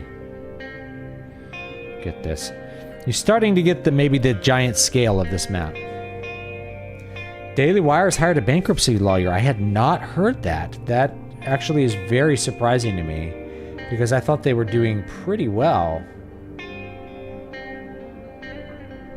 I'm not a fan of the Daily Wire, but they, you know, they do actually employ conservative artists, so yeah, it's mostly kind of fish in a barrel marketing. It's mostly about, you know, can we make money on this? But They actually do employ conservative artists, so I will give them credit for actually attempting to change culture at least a little bit. I think the kind of online right doesn't like the Daily Wire stuff, and I'm part of that. I don't really like the Daily Wire or their stuff. But, you know, credit where credit is due.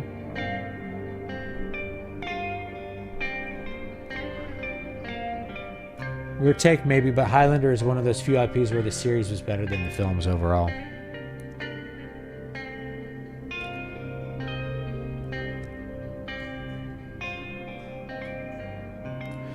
Someone's saying I'm not responding to these comments. I didn't see what comments I needed to respond to. Sorry.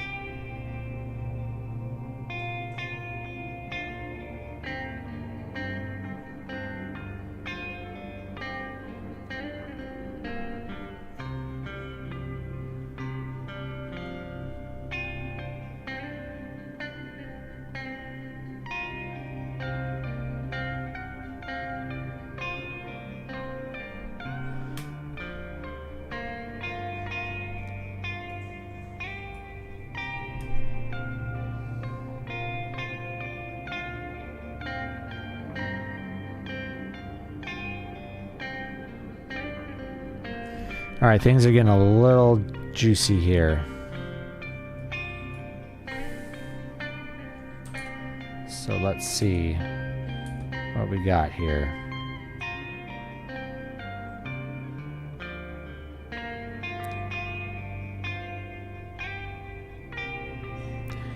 And things are not perfectly lined up, but it's okay. We're going to kind of connect to this lower one here.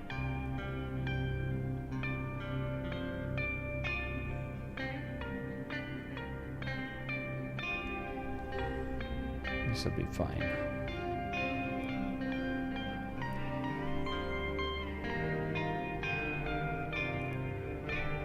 Oops. Let's get a little closer in here.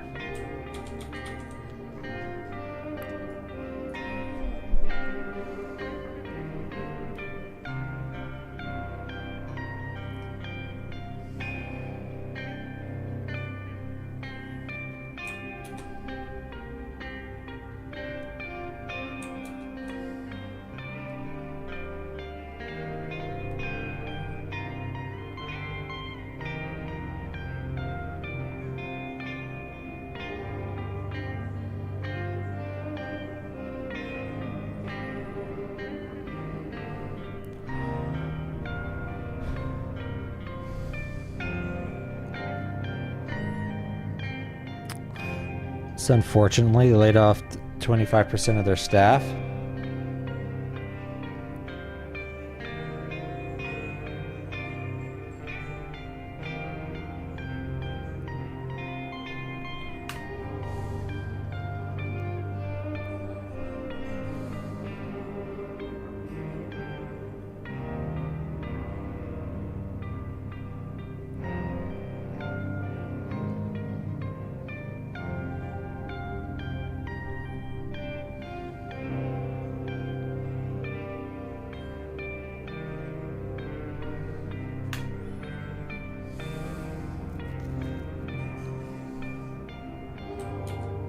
Let's see which one I'm tracing here. Oh, that's interesting. This isn't lined up right. Let's see if I can get a better lineup of this one. Yeah, it's supposed to line up here-ish.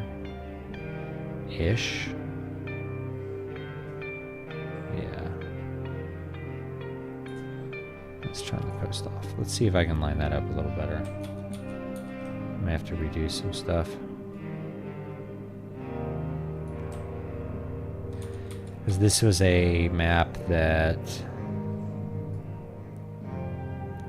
should go like this. Like this should be here. And this should actually be like way over there. That's the problem. My scale was way off. This is like a much bigger map. I'll have to redo some of these coast parts. That's okay.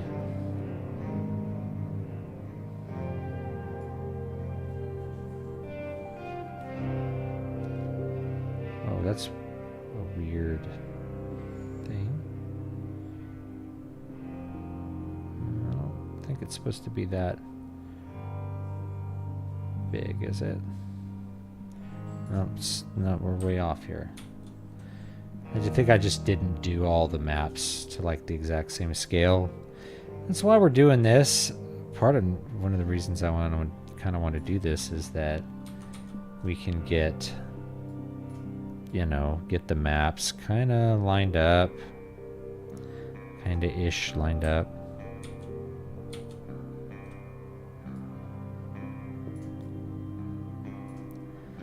Yeah, they're not going to line up exactly. But I do want Toll Bay to really like line up correctly. And I'm going to probably widen this because this is a first, you know, first Dominion map. First age map, if you will. So I'm just going to kind of fudge it here. You know.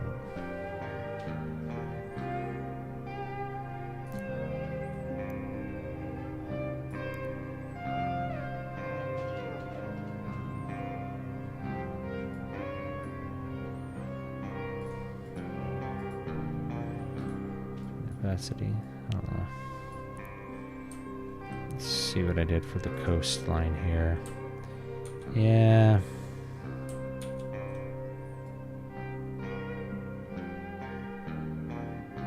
Yeah, we need to push that coastline a little further out there. That's a little closer to what we want it to be.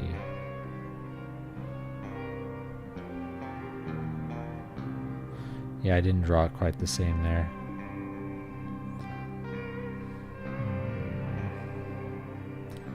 Just kind of maybe put these in the same place.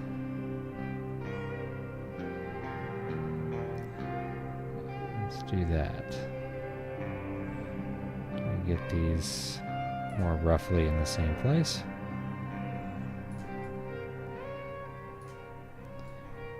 As the scale's a little off. I'm going to widen this waterway up, I think, because yeah, all right, let's go back to our coast here, and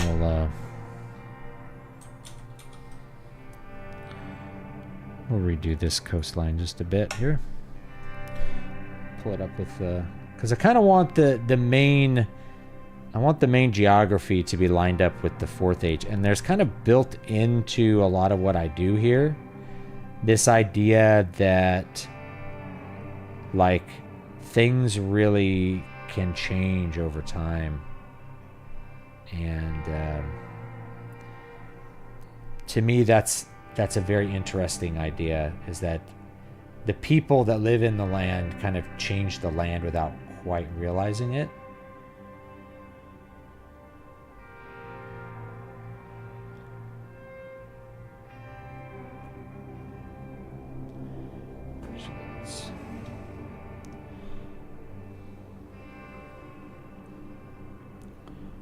I'm going to stick closer to the needle ash. You can create one more, you know. You need to always do 3. I may like revise this part later. We'll see. See what we do.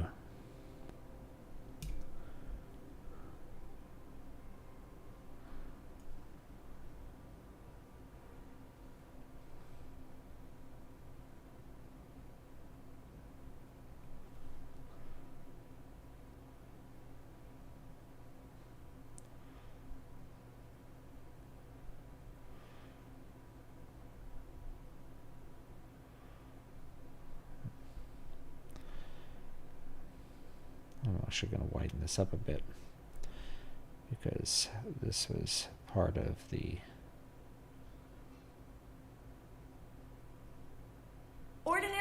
antiperspirants can't fight sweat better than Secret Clinical. Ordinary So don't stop antiperspirants. sweating it.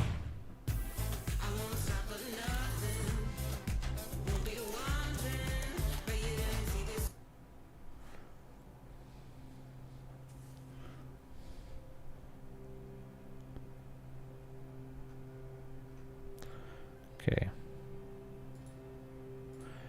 All right, there we go.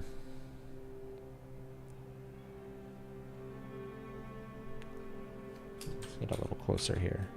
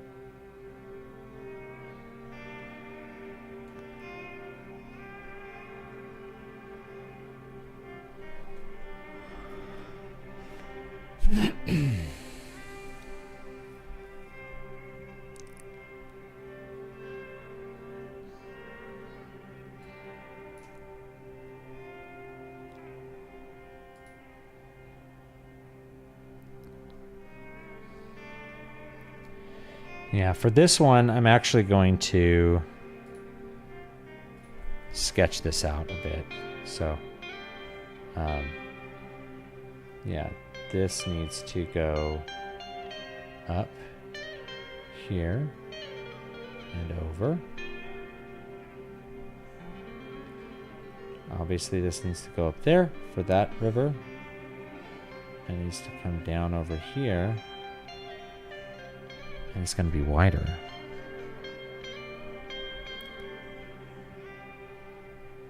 We'll have some mountains there. But I'm mainly wanting to make this part. Well, I kind of like the idea of like a little inland sea here. So I really do want it to kind of come out a little further here.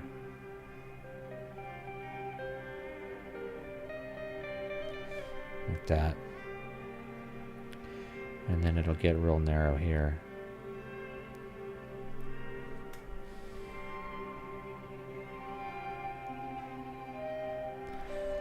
In fact, I'll make it even bigger. I want this body of water to be a little bigger. The land has changed. The land changes over time. Courses of rivers change what they're doing.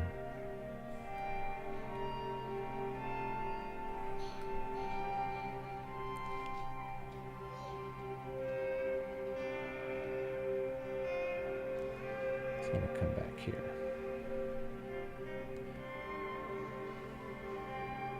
Right.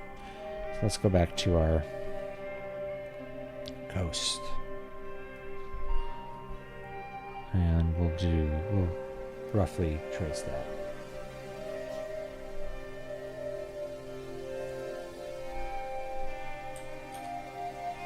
Yeah, I'm like way out of time. Sorry. Spent too much time talking to chat.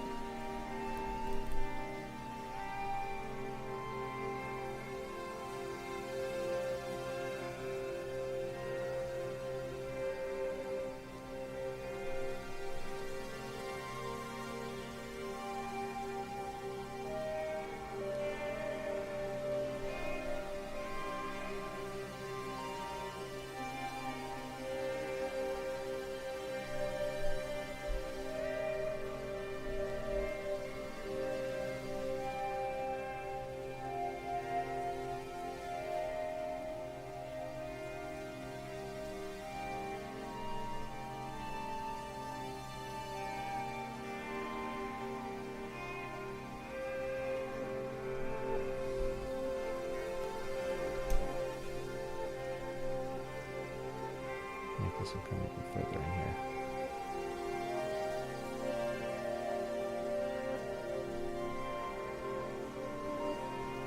I'm actually going to erase this. I want to make it go really far up here.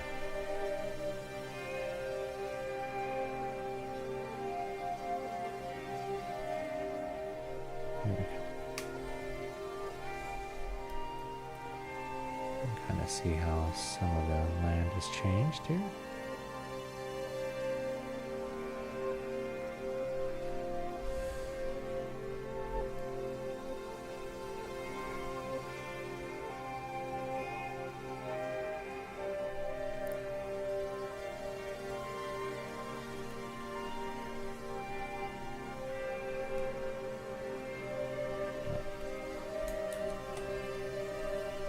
So I have a little bit more detail here.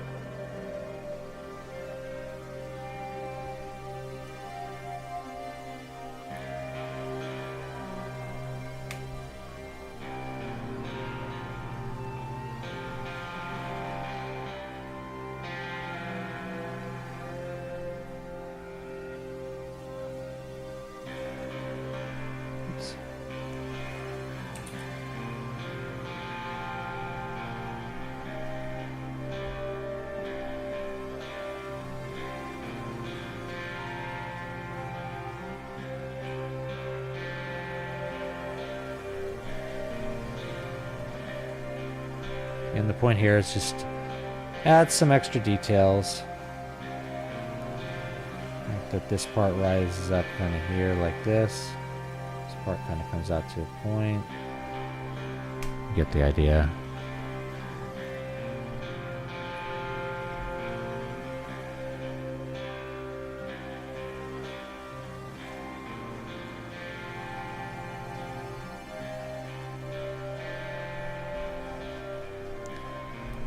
Let's keep going here.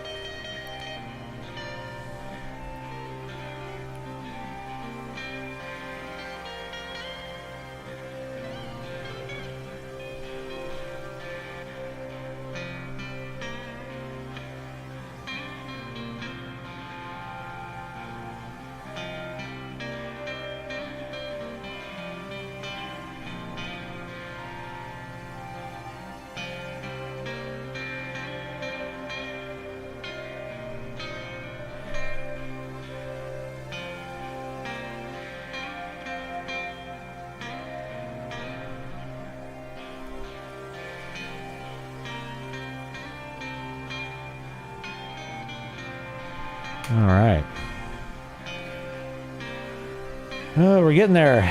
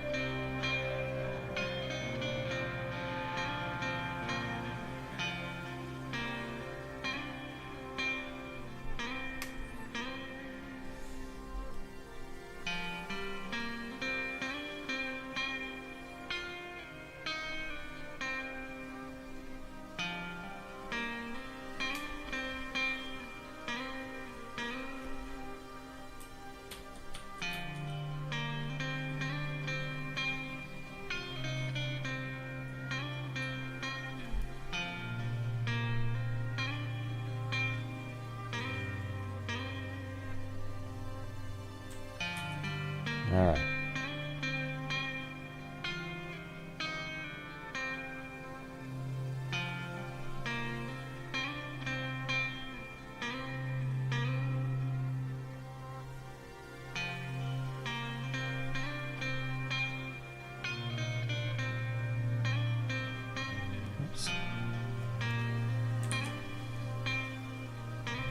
All right. Then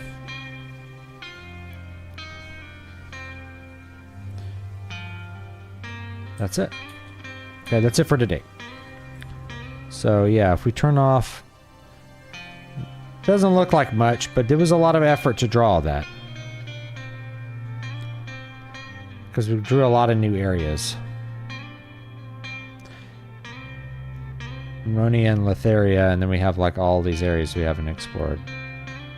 Italia, and then this is Strictania, and then there's another country over here. I'm trying to remember what it is. If there isn't one there yet, I'll come up with one. And then we'll draw all of this side next time, and then we will start filling in the details, which is going to be all the mountains, all the rivers. It's very, very, very, there's a lot here because I've written a bunch of books in it. So, thank you, Oja. I appreciate it.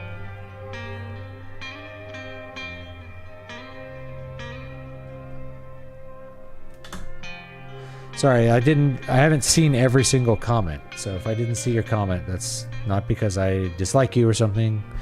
There's a lot of comments, so it's hard for me to keep up with all of them, especially while doing this. I don't know. Let me see. Which said, do I like cats? I have 3 cats. British Show Sharp. Don't know what that is. Sorry. Do you reenact your new novel skits? Nope. Does anyone know Second Apocalypse? I don't know what that is. Sorry, I didn't see what... Sorbo's fantastic. I like him. He's nice. Am I looking for an audiobook for King Leopard? No, not at this time. There you go. There's all the answers. Okay, I think that's it for today. So let me pop up in my view here. It's pretty cool, right? We've gotten quite a bit done here. It doesn't look like much, but keep in mind this is for like a wall-sized, 10 times bigger than this, right? So keep that in mind. And we're gonna draw in all those details. It'll be fun. So have a good one, folks. Let me link the crowdfund one more time. Grab it while you can. It'll eventually come out on Amazon. So, if you'd rather just buy it on Amazon, you can wait till then. Backers will, of course, get everything earlier than everybody else. Oh, let me get this monitor out of my way. Over there. Okay, there we go. All right. Yes, backers will get everything before everybody else. So, yeah. Back it. Let's take a look. We think we quadrupled the funding goal. So that's good. 43.73. So I really appreciate it. Appreciate everybody. 118 backers. I really appreciate everybody doing that. So that will help me a lot to provide the next layer of funding for the next book, including if you guys like Jesse White's stuff, I'll have Jesse do a cover for the Prince of Twilight book or whatever I come up with it.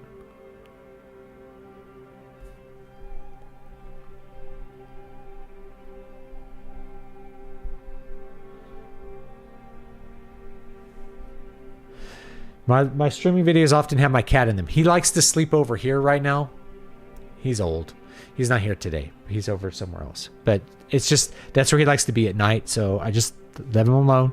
He's happy sleeping, old deaf cat. So I just let him be himself and enjoy his life. And that's all. So anyway, I appreciate it, guys. Please do back the campaign if you haven't yet. I'm excited to bring this product out. And hopefully I don't lose money at it. So have a great one. And I'll see you all next time.